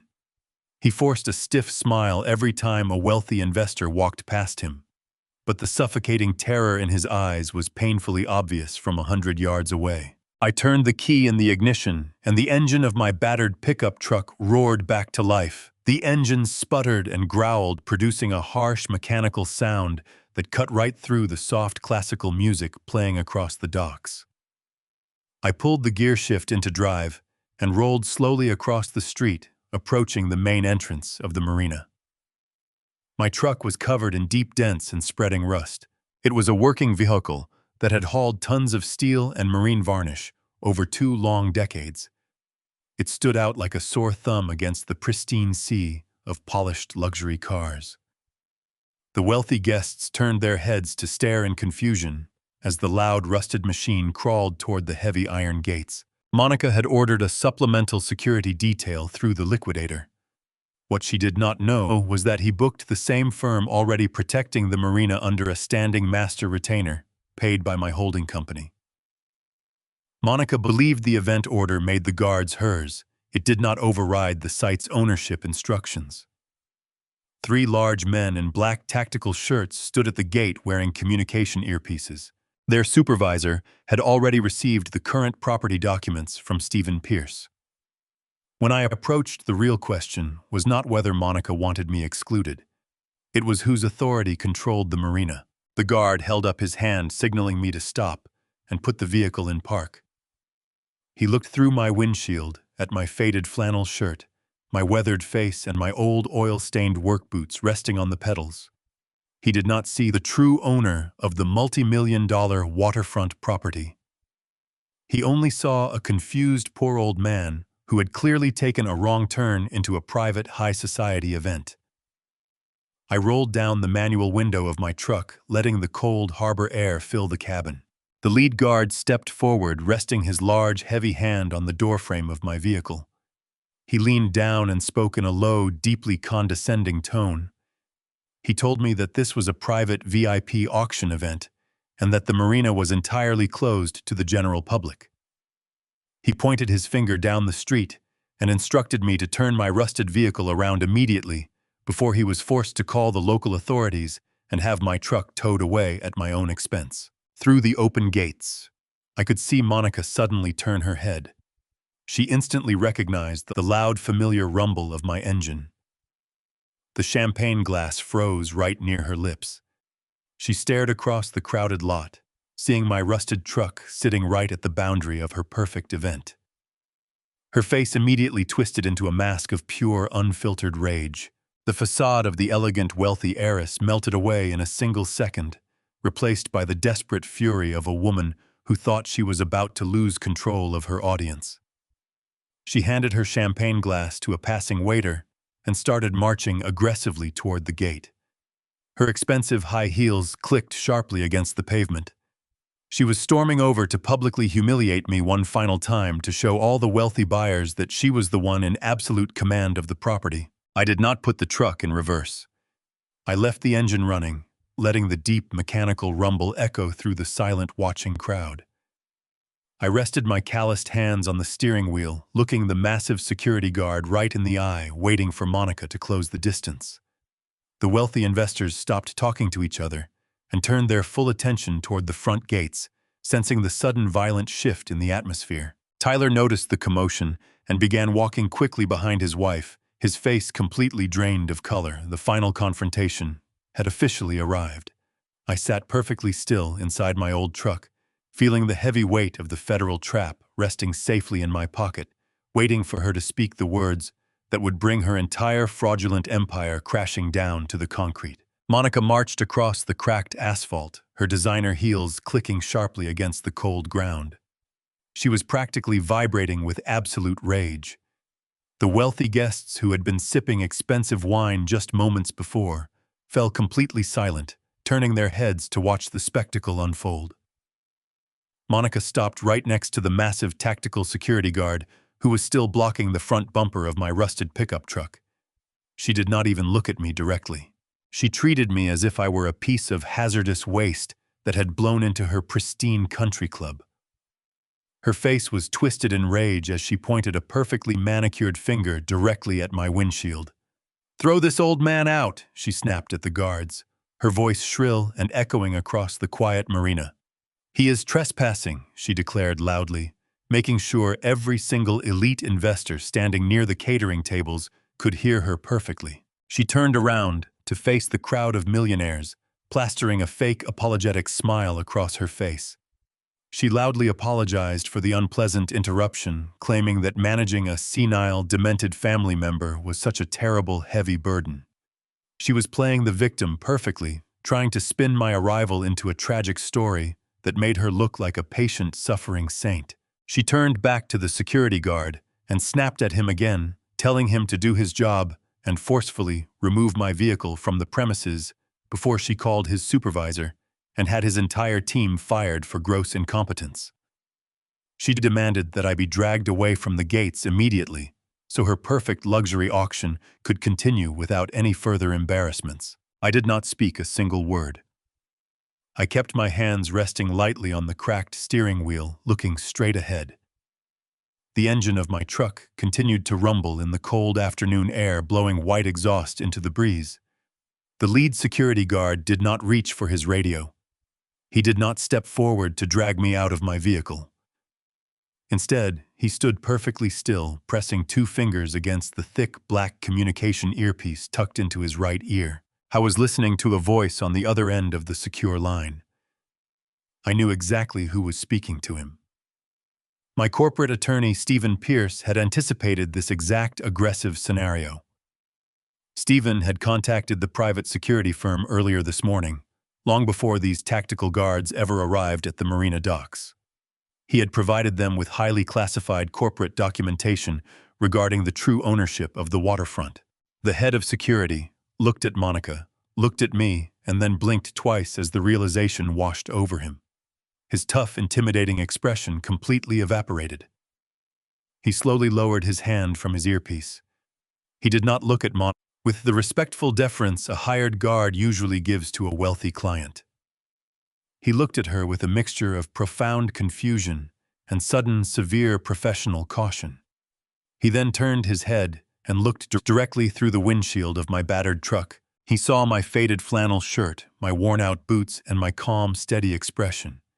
He realized in that exact moment that he was not looking at a confused, trespassing grandfather. He realized he was looking at the man whose massive holding company signed the checks that kept his entire security firm in business. The lead guard took a large, deliberate step backward, physically removing himself from the space between my truck and the open gates. He signaled for the other 2 tactical guards to step aside as well. They immediately parted, clearing a wide, unobstructed path for my rusted vehicle. Monica stared at the guards in absolute disbelief. Her face flushed a deep, angry red. She stepped forward, waving her arms, and screamed at the lead guard, demanding to know what he thought he was doing. She ordered him to stand his ground and block the truck, insisting that she was the one who signed the contract for their security detail, and that she was the one in charge of the estate. The guard squared his broad shoulders and looked down at my daughter-in-law. He spoke in a loud, clear voice that carried effortlessly across the silent, crowded marina. "Sorry, Mom," the guard said with brutal professional efficiency. Mr. Ford's holding company pays our corporate retainer. You are the one trespassing." He looked Monica dead in the eye and delivered the final crushing blow, explaining that my vehicle was fully authorized to enter the premises while she was currently standing on private property without the owner's legal permission. He instructed his men to maintain a defensive perimeter around my truck, ensuring I had completely safe and unrestricted access to my own commercial docks. The silence that fell over the marina was absolute and terrifying. It was as if all the oxygen had been instantly sucked out of the cold harbor air. Monica physically staggered backward as if the security guard had reached out and struck her across the face. Her perfectly styled hair suddenly looked entirely out of place. Her expensive designer dress seemed to hang loosely on her shoulders. Her hands began to shake violently. She was not holding a champagne glass anymore, having handed it to a waiter earlier, but her empty fingers trembled so hard she had to cross her arms tight against her chest just to hide the sudden, overwhelming panic. She opened her mouth to speak, to argue, to demand that this was all a terrible misunderstanding, but absolutely no sound came out. Her vocal cords were completely paralyzed by the sheer magnitude of the sudden public humiliation. The wealthy guests standing near the catered tables began to murmur. The whispers spread through the elite crowd like a fast-moving virus. These were powerful, intelligent investors, real estate developers, and private marine collectors. They were people who spent their entire lives reading rooms and analyzing financial power dynamics. They understood exactly what they had just witnessed. They realized instantly that the glamorous young heiress who had invited them to a highly exclusive maritime auction was nothing but a complete, desperate fraud. They realized she was an imposter, playing dress-up on property she did not own, trying to sell assets that did not legally belong to her. The looks of admiration and envy they had given her just 10 minutes ago transformed into expressions of pure, undisguised disgust. They began to step away from the center of the marina, physically distancing themselves from a woman who was clearly about to face a catastrophic legal nightmare. Tyler finally broke through the crowd, pushing his way past the whispering millionaires. He rushed up to stand beside his wife, his breathing heavy and erratic. He looked at the security guards who were now standing respectfully off to the side, allowing my truck full access to the docks. He looked at Monica, who was staring at the ground, trembling uncontrollably. Then he looked through the windshield of my truck. Our eyes met through the glass. The arrogant, confident son, who had called my phone yesterday, threatening to have me arrested and thrown into a psychiatric facility, was completely gone. In his place stood a terrified, broken man who suddenly realized that every single thing he thought he knew about his father was a complete illusion. I did not smile. I did not laugh or gloat or point my finger at them. I simply sat in my truck and watched the reality of their destruction wash over their faces. I watched the elite society that Monica so desperately wanted to be part of turn their backs on her in complete revulsion. I slowly took my foot off the brake pedal. I let the old heavy truck roll forward, passing right through the open iron gates. I drove onto my own property, the tires crushing the expensive white linen napkins that had blown away from the catering tables. I parked the truck directly in front of the open doors of the main vault, perfectly blocking the view of the magnificent mahogany yacht. I turned off the engine and pulled the heavy brass keys from the ignition. The engine sputtered and died, leaving the marina wrapped in a thick, tense, suffocating silence. It was time to step out of the vehicle and watch the final piece of the trap snap shut. I pushed the heavy metal door of my rusted pickup truck open and stepped out onto the cold concrete. My worn boots hit the ground with a solid, heavy thud that felt completely grounding after the chaotic silence that had just washed over the marina. Tyler was already sprinting toward me, pushing his way past a stunned catering waiter. His face was a twisted mask of panic and misplaced entitlement. He stopped just a few feet away from my front bumper, breathing heavily as if he had just run a marathon. He started waving his arms, demanding to know what kind of sick joke I was playing. He demanded to know how I managed to bribe the private security guards and why I was trying to ruin the most important financial day of his life. He was babbling, spitting out half-formed sentences, trying to assert some kind of dominance in a situation that had already slipped entirely through his fingers. I just stood there, leaning against the rusted hood of my truck, watching my son unravel. I did not raise my voice. I did not answer a single one of his desperate, frantic questions. I just let him exhaust himself, waiting for the real answer to arrive. He never even got the chance to finish his tantrum. A sudden loud screech of heavy tires against asphalt tore through the marina, cutting Tyler off mid-sentence. 4 unmarked black sport utility vehicles sped through the open iron gates, completely ignoring the valet parking lines. They moved in perfect tactical formation, surrounding the gathered crowd and blocking the only exit leading back to the main road. The flashing red and blue lights of 2 local police cruisers followed right behind them, casting a sharp, erratic glow over the terrified faces of the wealthy investors. The elite crowd began to scatter, backing away from the flashing lights in absolute horror. Tyler froze, completely paralyzed, staring at the government vehicles as if they were a terrifying nightmare unfolding in broad daylight. The heavy doors of the lead black vehicle swung open. My corporate attorney, Stephen Pierce, stepped out onto the pavement, adjusting his immaculate suit jacket with cold, professional precision. He was not alone. 2 federal maritime agents wearing dark jackets with official government insignias stepped out behind him, moving with crisp, terrifying authority. Several uniformed local police officers spread out across the perimeter, placing their hands near their tactical belts, securing the entire waterfront block. The wealthy guests who had been sipping champagne just minutes ago were now shrinking back against the fence, praying they would not be implicated in whatever criminal raid was currently happening. Stephen Pierce walked directly toward the open doors of the main vault, bypassing the shivering millionaires without giving them a single glance. He stopped right next to my truck, turning to face the crowd, Tyler and Monica, who was still trembling near the catering tables. Stephen did not need a microphone to command the entire space. His voice was trained in the most aggressive corporate courtrooms in the country, and it carried across the quiet harbor like a thunderclap. He raised his right hand, holding up a thick manila folder for every single person to see. He reached inside and pulled out the first document, holding it high in the cold afternoon air. It was the forged power of attorney. Stephen announced to the silent, horrified crowd that the document was a complete and total fabrication. He explicitly stated that I was in perfect physical and mental health, and that any claims to my estate were entirely fraudulent. He turned his piercing gaze directly onto Monica, publicly declaring that she had illegally secured a forged notary stamp to steal a commercial waterfront property from a healthy living man. Monica let out a pathetic whimpering sound, covering her mouth with both hands, trying to physically hide from the crushing weight of his words. But Stephen was not even close to finished. He reached back into the folder and pulled out the second document. It was the preliminary auction contract she had signed with the shady liquidator just 24 hours earlier.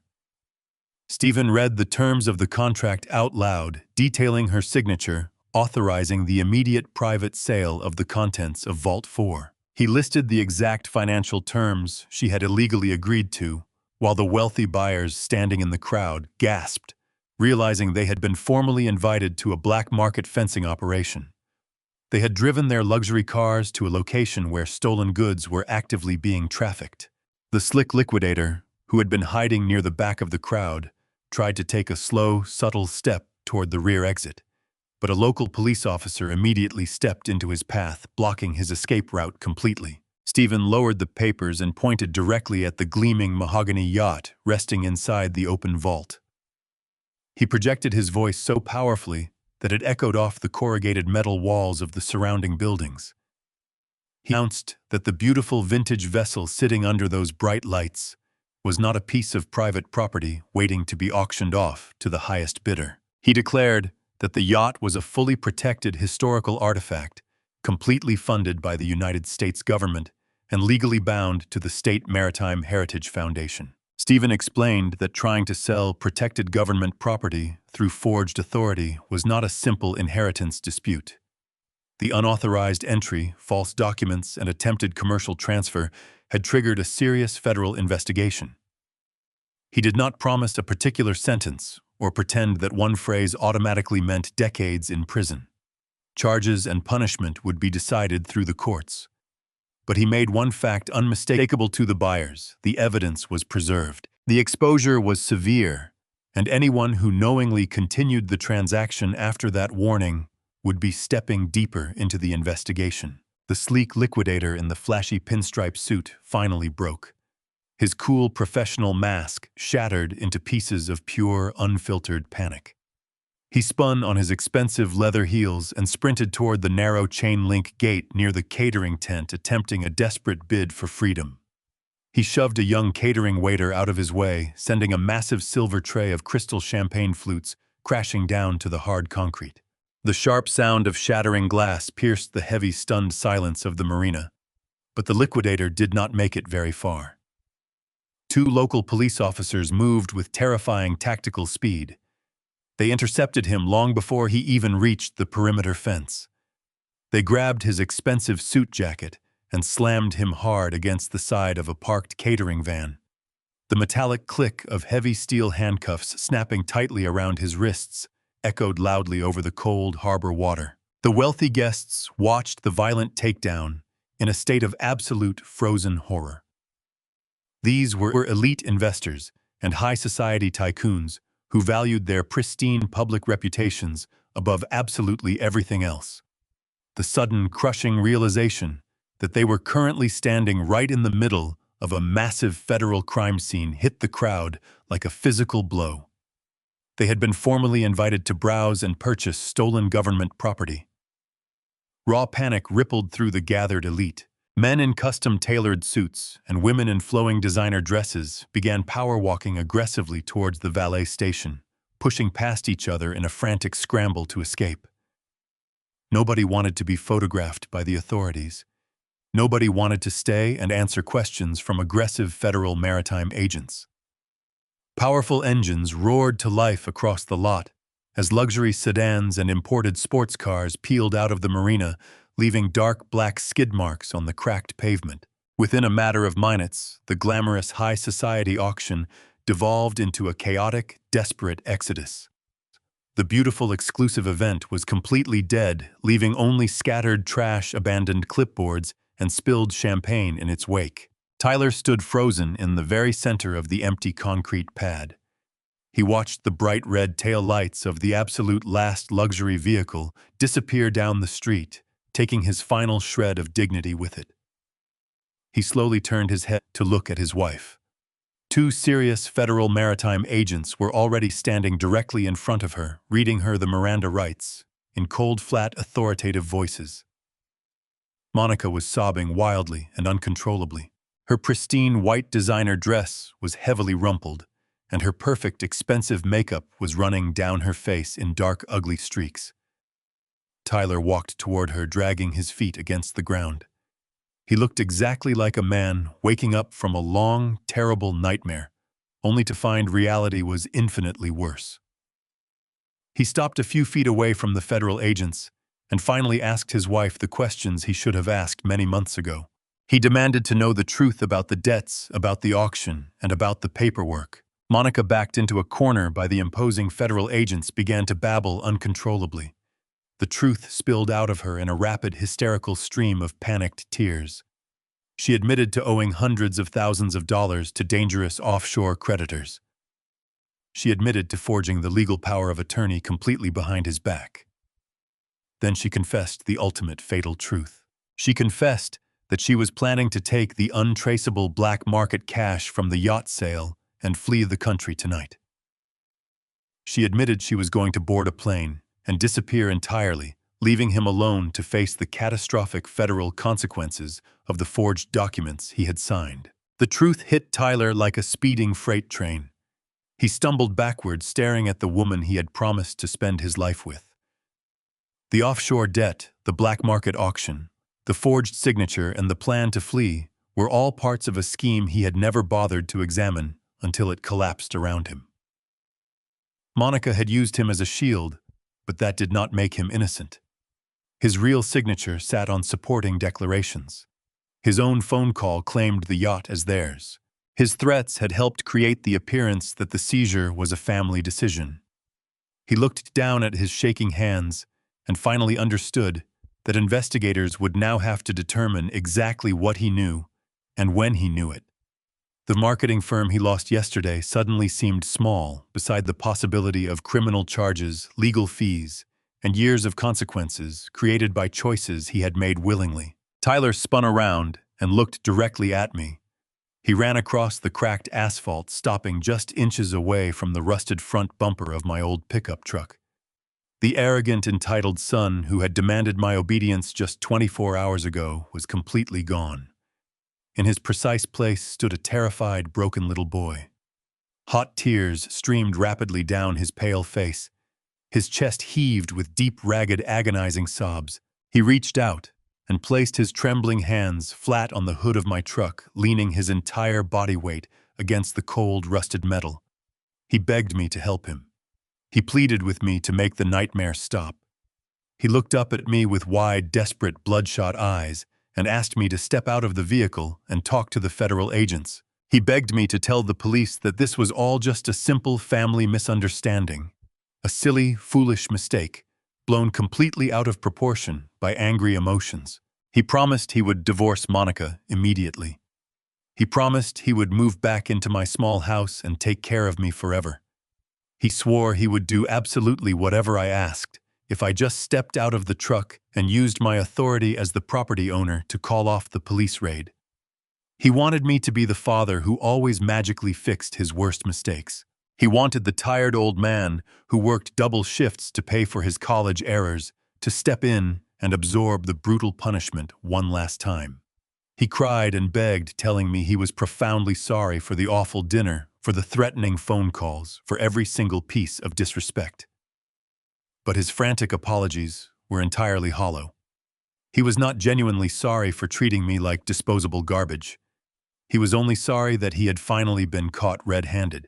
I was only crying because the invisible financial safety net he had relied on for 38 years was gone, and he was staring directly into the dark, endless abyss of his own terrible choices.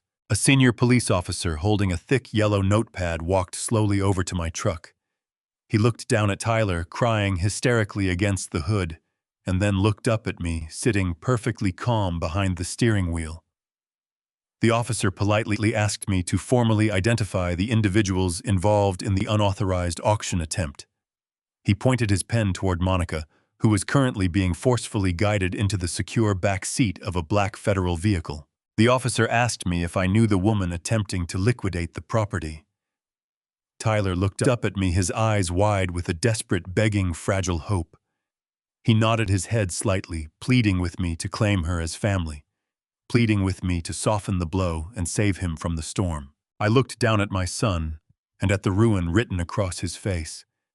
The anger inside me was gone. What remained was the hard boundary I had finally drawn to protect my own survival. I turned from Tyler to the officer standing beside my open window and spoke in a level, steady voice. I confirmed that I owned the commercial property and served as the bonded custodian of the vessel. Then the officer pointed toward Monica and asked whether she had any family authority to act for me or sell the boat. I looked directly into Tyler's eyes before answering. "I do not know this woman," I said. The words were not a literal denial that I had met my daughter-in-law. They were the clearest boundary I could give in that moment.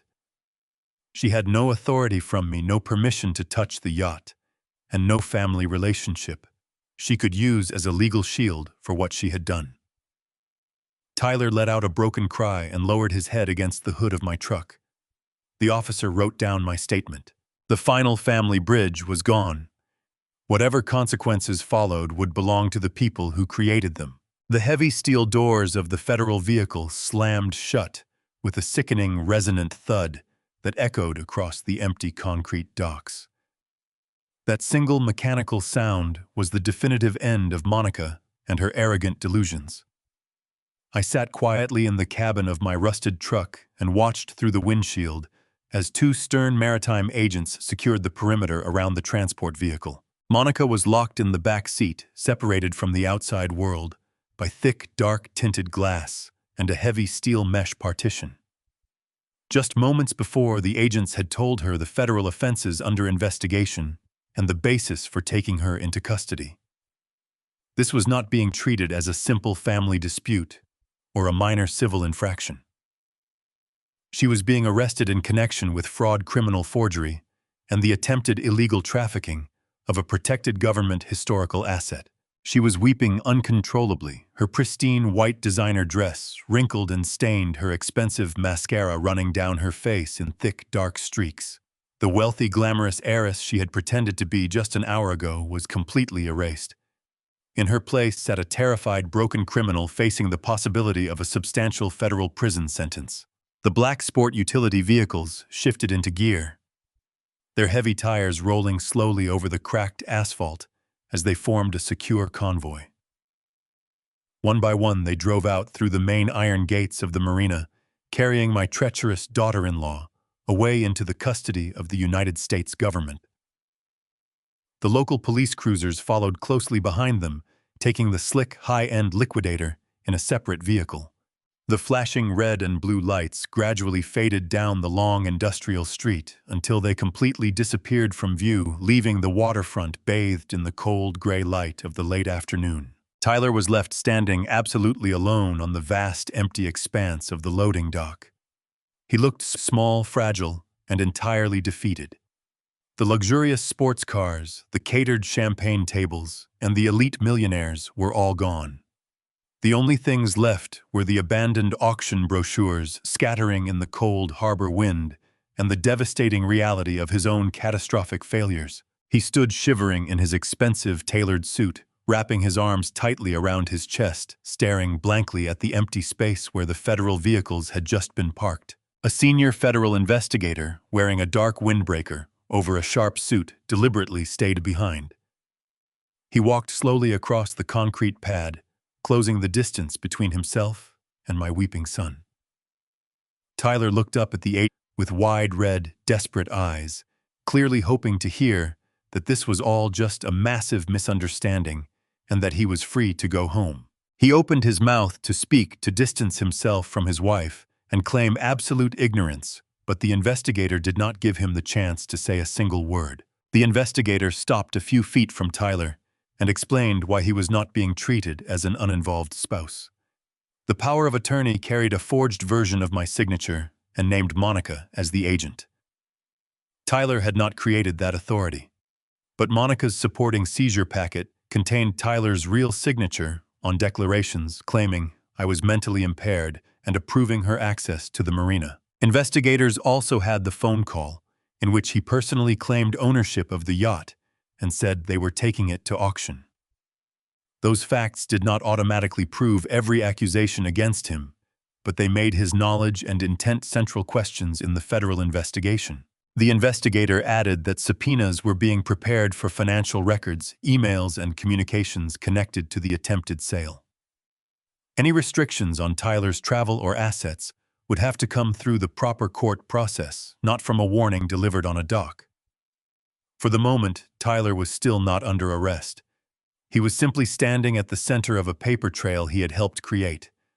The distinction terrified him more than handcuffs might have. Monica could no longer be blamed for every piece of evidence. His own voice, his own supporting signature, and his own threats to keep me away from the marina were now part of the file investigators would examine. I slowly turned the key in the ignition of my battered pickup truck. The old engine roared to life, shattering the heavy, suffocating silence that had fallen over the docks. Tyler jumped at the loud mechanical sound snapping out of his terrified trance. He looked toward my truck, his face completely pale and ravaged by tears. I did not roll down my window.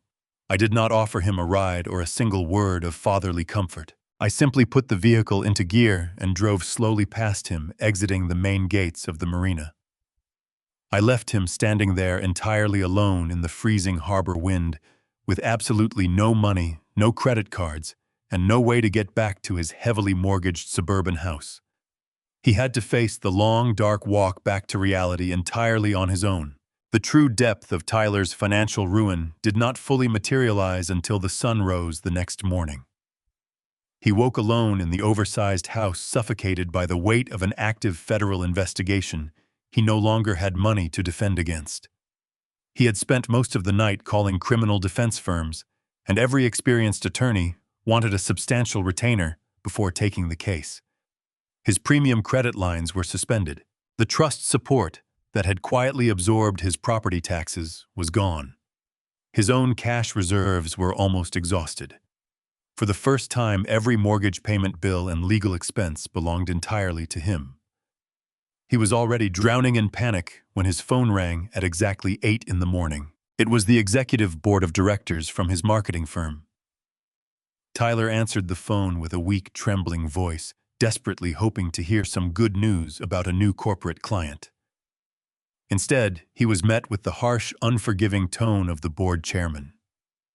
The wealthy elite investors who had fled the marina yesterday afternoon did not just go home and stay quiet. They were powerful, connected people who ran in the highest circles of the city. By dinner time last night, the rumor mill had completely destroyed Tyler's professional reputation. Every major executive in the financial district knew that the chief executive officer of the marketing firm was deeply implicated in a black market fencing operation involving stolen federal property. The chairman did not mince words. The scandal had already reached clients and investors, and several accounts were threatening to leave.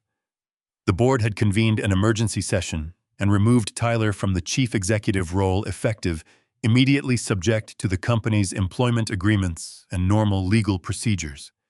His access badge and company systems were disabled. His final compensation would be processed through payroll as required, but the firm reserved every lawful claim it might have if investigators later proved he had used corporate resources in connection with the marina scheme. The call lasted less than 3 minutes.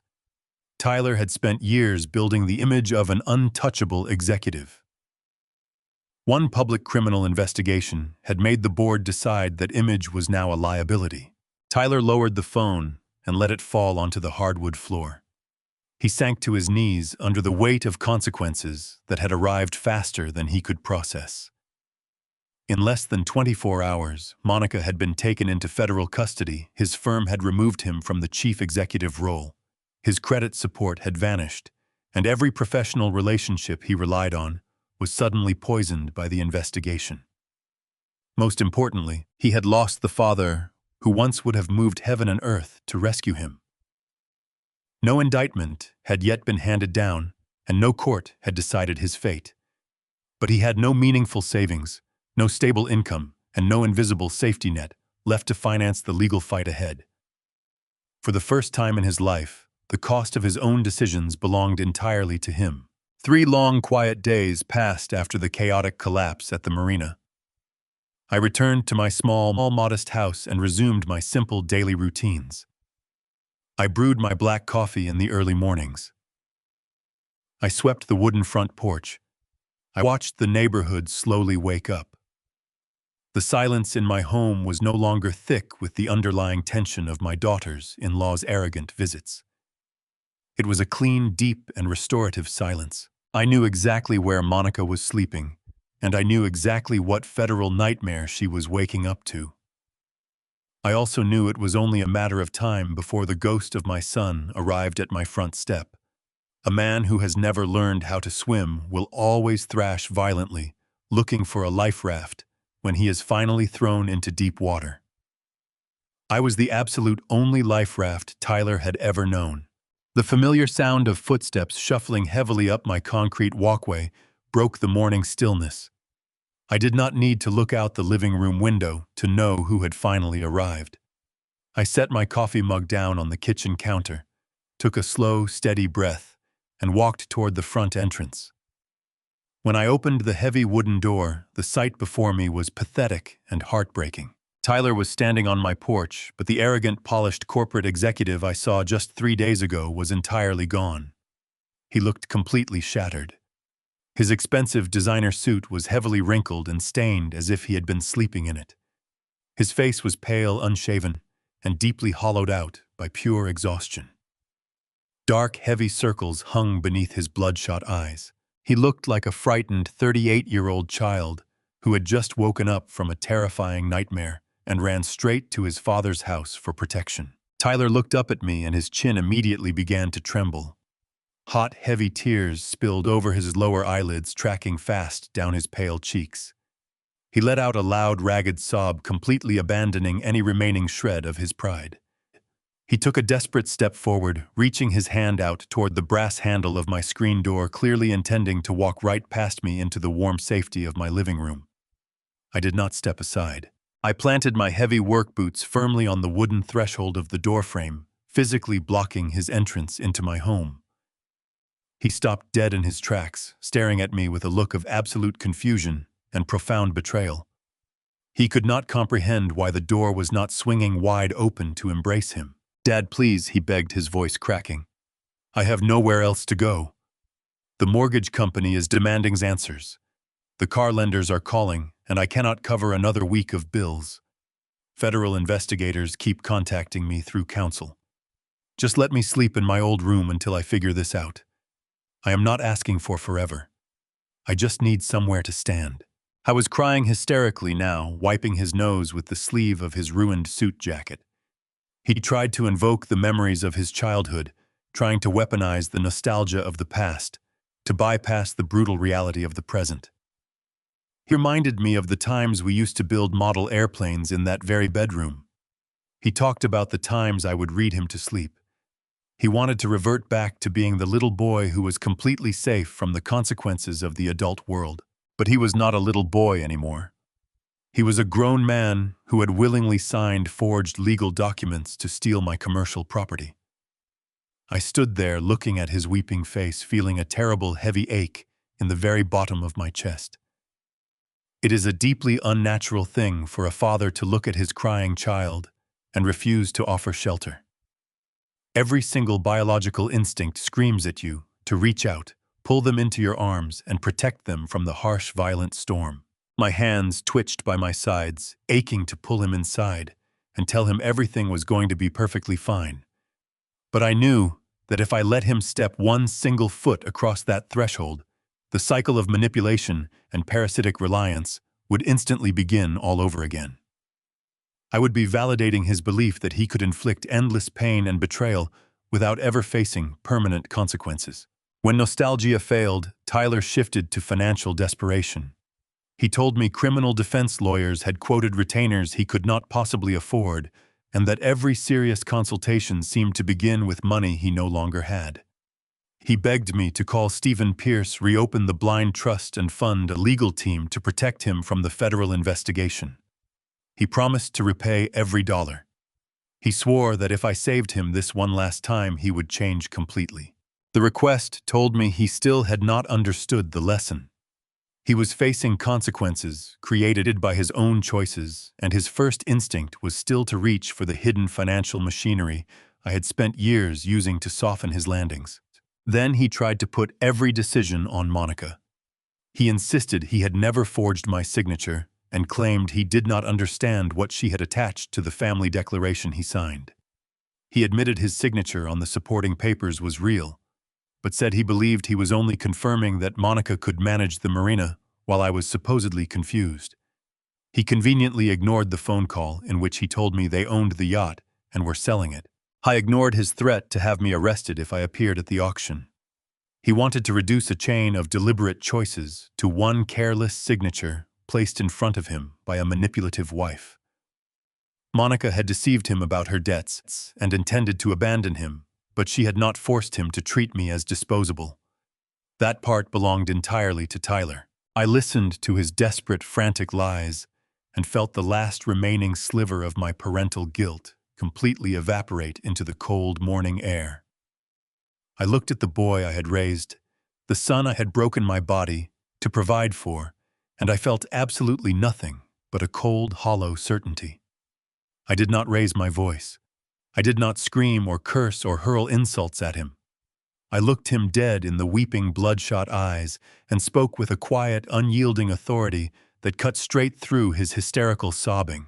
"I spent my life breaking my back to give you an easy road. Tyler," I said, my voice low and steady. "You used that road to try and lock me in a home.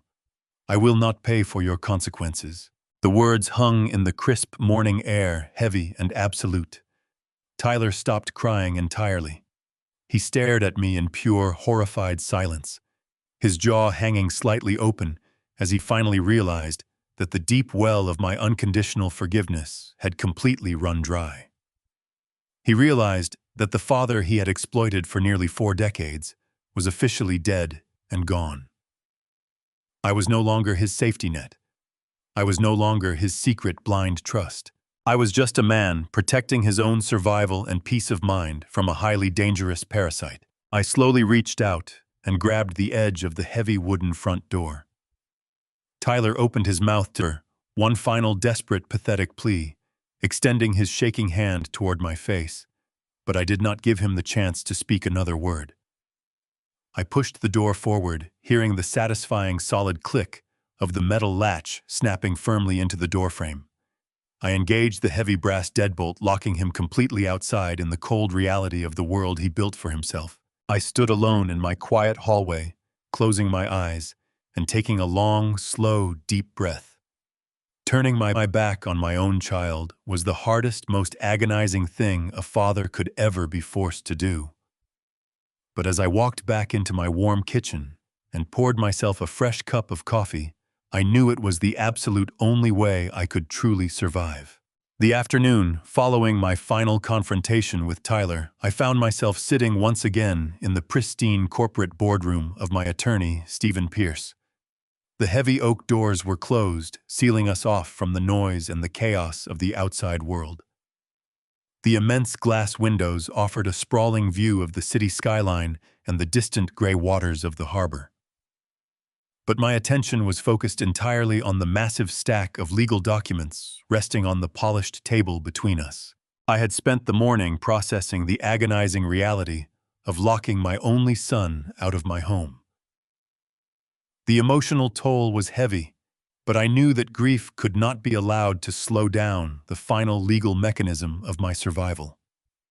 I needed to make absolutely certain that the wealth I had built over 50 years could never be weaponized against me again. I looked across the table at Stephen, who was holding a solid silver pen and reviewing the final clauses of the most important contract we had ever drafted. Stephen leaned back and explained exactly what we were transferring. The yacht itself was not mine to donate. Its protected title and museum custody already flowed from the federal preservation arrangement. What I still controlled was the commercial marina property surrounding Block 4, the related real estate interests, my private restoration endowment, and the contractual rights that supported the site. Those were the assets I could place into an irrevocable charitable trust.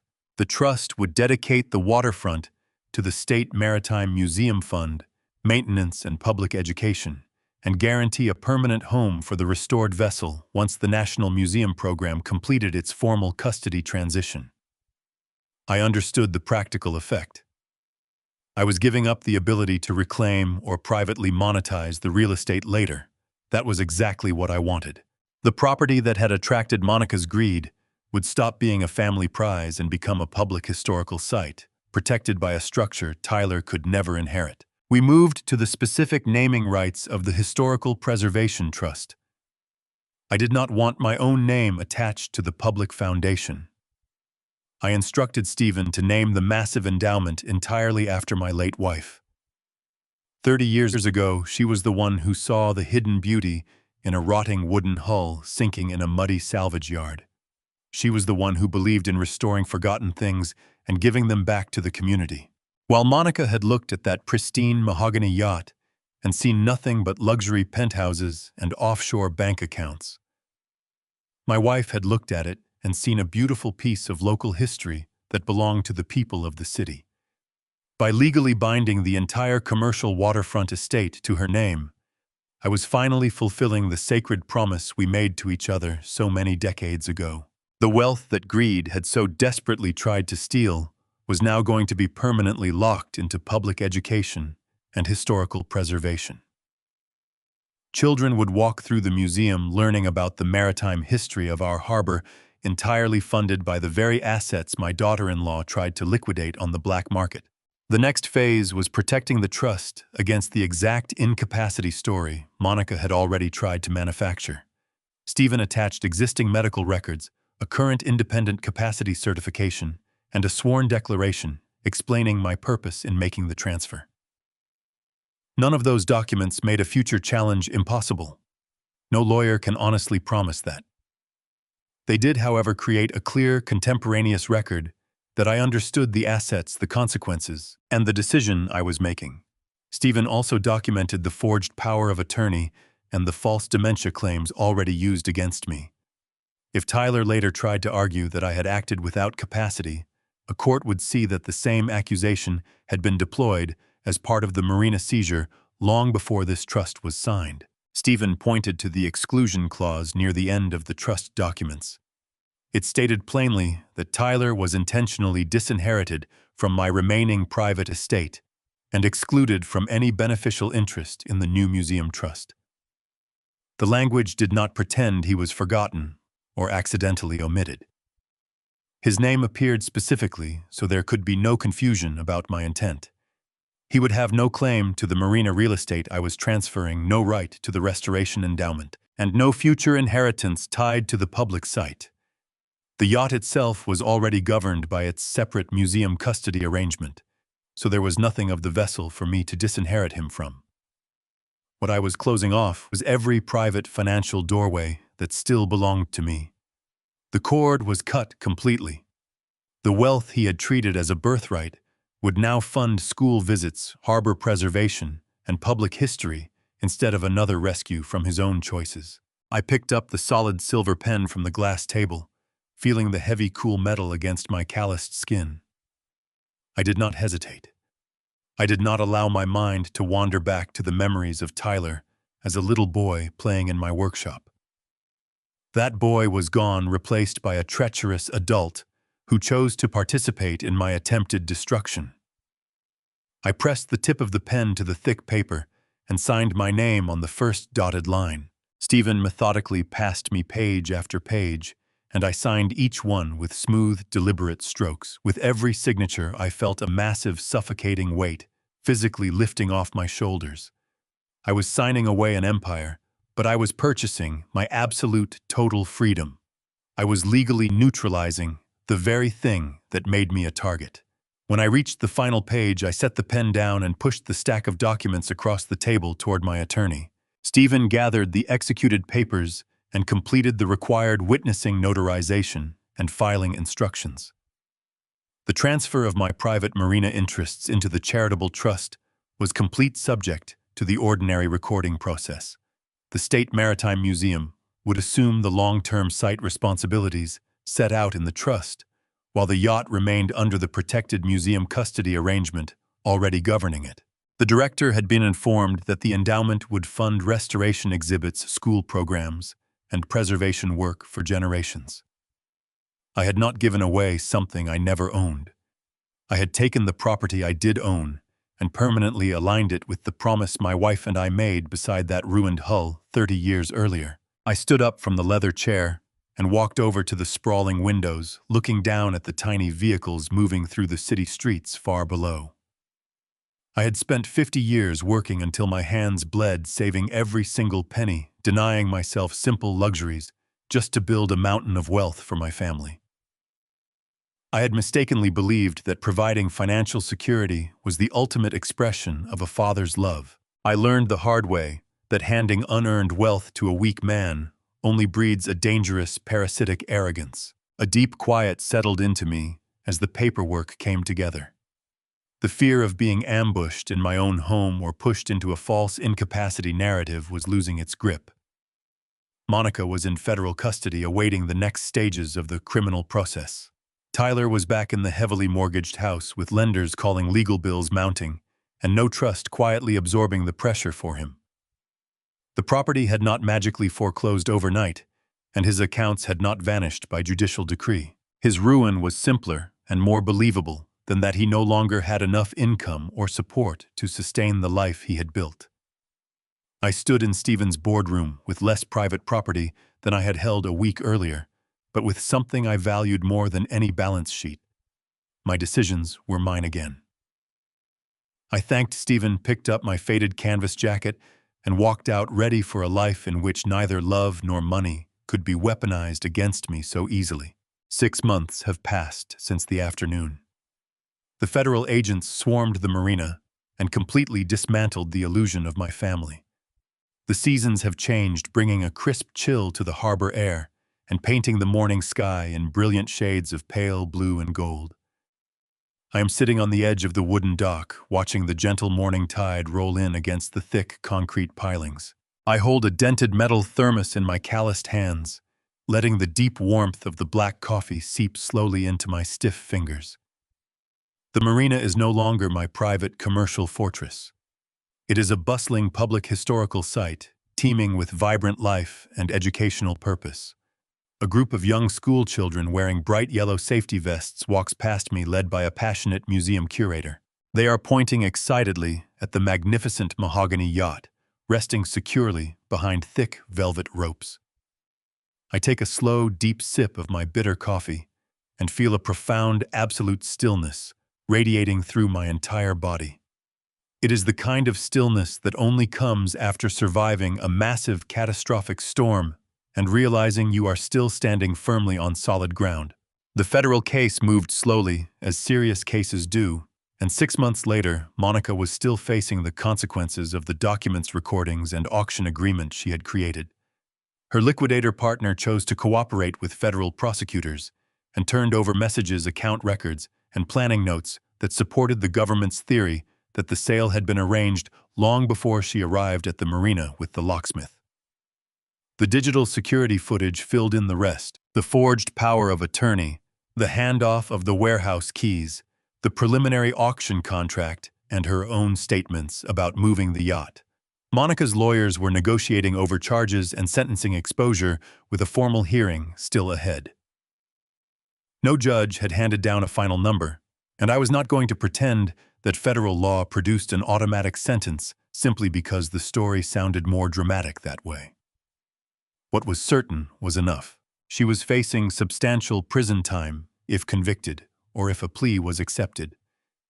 The woman who had paraded across my docks in a white designer dress now lived by court schedules, attorney visits, and detention rules. The offshore creditor's penthouse listings and kitchen renovation had become meaningless. She had tried to turn a protected artifact into emergency cash, and now every shortcut she took had become part of the record against her. Tyler avoided a federal prison sentence, but not because his conduct disappeared. His cooperation, the evidence that Monica had forged my signature, and the proof of her separate plan with the liquidator allowed his case to resolve on substantially lesser terms. He still faced fines, restitution obligations, legal bills, and court supervision, and the investigation destroyed whatever remained of his professional reputation. The distinction mattered to me. Monica had built the criminal scheme. Tyler had willingly enabled it, threatened me, and claimed property that was not his.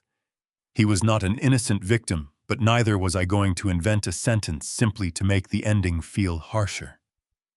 The real punishment was the life that remained after every invisible advantage I had given him disappeared. Today, my 38-year-old son is working an entry-level retail job at a massive home improvement hardware store on the outer edge of the city. The former chief executive officer, who used to buy $2,000 dinners to impress wealthy clients, now wears a bright orange vest and a plastic name tag. He spends his long, exhausting days unloading heavy wooden pallets of concrete, lifting massive bags of chemical fertilizer, and taking direct, aggressive orders from a retail store manager who is barely 25 years old. He has to clock in exactly on time every single morning. He has to count change at the cash register. He has to deal with angry, rude customers who treat him exactly the same way he used to treat me. For the very first time in his entire life, Tyler is being forced to learn the actual, undeniable value of a hard-earned dollar. He is learning that an aching back and sore, blistered feet are the honest price of survival in the real adult world. I drive past that enormous hardware store sometimes on my way to the local grocery market. I never pull my truck into the crowded parking lot, and I never walk through the automatic sliding glass doors to see him working. I simply keep my eyes focused on the road ahead and keep driving, because the exhausted man lifting those heavy cardboard boxes is no longer my son. He is just a stranger paying the heavy permanent price for his own blinding arrogance. Losing a child to unbridled greed is a very specific type of chronic agony. It is not the sudden, sharp grief of a physical death. It is a slow, miserable mourning process that requires you to actively separate your memories from reality. You have to grieve the innocent boy you raised while actively defending your life against the dangerous monster he willingly chose to become. There were many long, dark nights during these last 6 months, where the absolute silence of my small house felt overwhelmingly heavy. I would sit alone in my armchair and remember the bright, joyful sound of Tyler laughing in the backyard when he was 7 years old. I would stare at the wall and wonder where I failed as a father. I would wonder if I gave him too much money, if I shielded him too completely from the harsh, violent realities of the world. But I eventually learned to forgive myself for his terrible choices. I provided the fertile soil of a loving home, but he deliberately chose the poisonous seeds he wanted to plant. I could not let his terrible, selfish choices drag me down into an early, lonely grave. By firmly locking him out of my life, I successfully saved my own mind. I preserved my sanity from the cruel gaslighting and the terrifying emotional manipulation they actively planned to inflict upon me. I protected my absolute fundamental right to live my final years with clarity, independence, and total peace. The real physical victory sits right behind me on the elevated museum display platform. The 1920s mahogany yacht is now the undisputed crown jewel of the State Maritime Heritage Foundation. There is a beautiful, solid bronze plaque mounted securely near the polished wooden bow of the vintage vessel. It does not mention my name or my 50 years of grueling hard labor. It bears the name of my late wife, directly honoring her unique vision and her unwavering belief in the restoration of forgotten, broken things. I promised her 3 decades ago that I would save that boat from the mud and give it back to the people of the city. Seeing young families walk around the hull, pointing at the gleaming dark wood, and the shining brass fills my chest with an immense swelling pride. The immense commercial wealth that Monica and Tyler tried to violently rip away from me is now permanently shielded from human greed. It is actively educating the public, serving a beautiful purpose, far greater than buying a new luxury kitchen or funding an offshore bank account. My legacy is entirely secure. The diligent work of my hands will survive long after my bones turn to dust, and absolutely nobody can ever forge a fake legal document to take it away. I take another long, slow sip of my black coffee, letting the bitter, rich flavor wash over my tongue. The cold morning wind sweeps across the busy harbor, bringing the sharp, clean, familiar smell of the deep ocean. I watch a small commercial fishing boat cut smoothly through the gray water, leaving a bright, frothy white wake trailing behind it. For my entire adult life, I truly believed that true wealth meant having a massive financial safety net. I thought it meant having millions of dollars locked away in a secret overseas bank account, or entire expansive blocks of commercial real estate. I thought real wealth was the powerful ability to solve any family problem with a simple signature on a paper check. I was completely, fundamentally wrong. True wealth has absolutely nothing to do with the fluctuating numbers on a monthly bank statement. True wealth is the profound, absolute peace of sitting by the water, knowing that nobody is waiting in the dark shadows to take advantage of your love. It is the brilliant, comforting freedom of waking up in the morning and knowing that your mind is sharp, your conscience is entirely clear, and your life belongs solely to you. I lost a son to the dark, consuming poison of his own entitlement, but I found my absolute, permanent freedom. I am just a 70-year-old man drinking cheap, bitter coffee from a dented metal thermos sitting alone on a public wooden dock. But as I watch the golden sun rise slowly over the beautiful historic harbor, I know, for an absolute indisputable fact, that I am richest man in the world. The true lesson of the Marina Vault is not merely about outsmarting greed. It is a profound, unflinching realization about the toxic nature of unearned entitlement and the absolute necessity of setting hard boundaries, even with those we love the most. For decades, the protagonist operated under the common parental delusion that providing an invisible financial safety net was the ultimate expression of love. He believed that shielding his son from the brutal consequences of the real world would secure loyalty and respect. Instead, it cultivated a dangerous, parasitic arrogance. When you systematically remove the struggle from a person's life, you run the terrible risk of removing their character along with it. Tyler and Monica's spectacular downfall was not ultimately caused by the federal trap. It was triggered by their own blinding, narcissistic delusion. They fatally mistook quiet kindness for pathetic weakness and silence for senility. They firmly believed that marriage and bloodlines gave them an unconditional legal right to harvest another man's lifelong sacrifices. This story teaches us that true love sometimes requires the agonizing courage to permanently close the door. You cannot save people who view you strictly as a disposable resource, and you cannot protect adults from the devastating consequences they actively choose to create.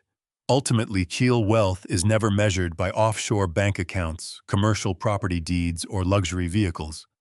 True wealth is the quiet, untainted peace of knowing your dignity is intact, your mind is clear, and your legacy belongs entirely to you. If you have ever had to draw a hard line to protect your own peace and dignity from toxic family members, hit the like button, subscribe to the channel, and share your survival story in the comments below.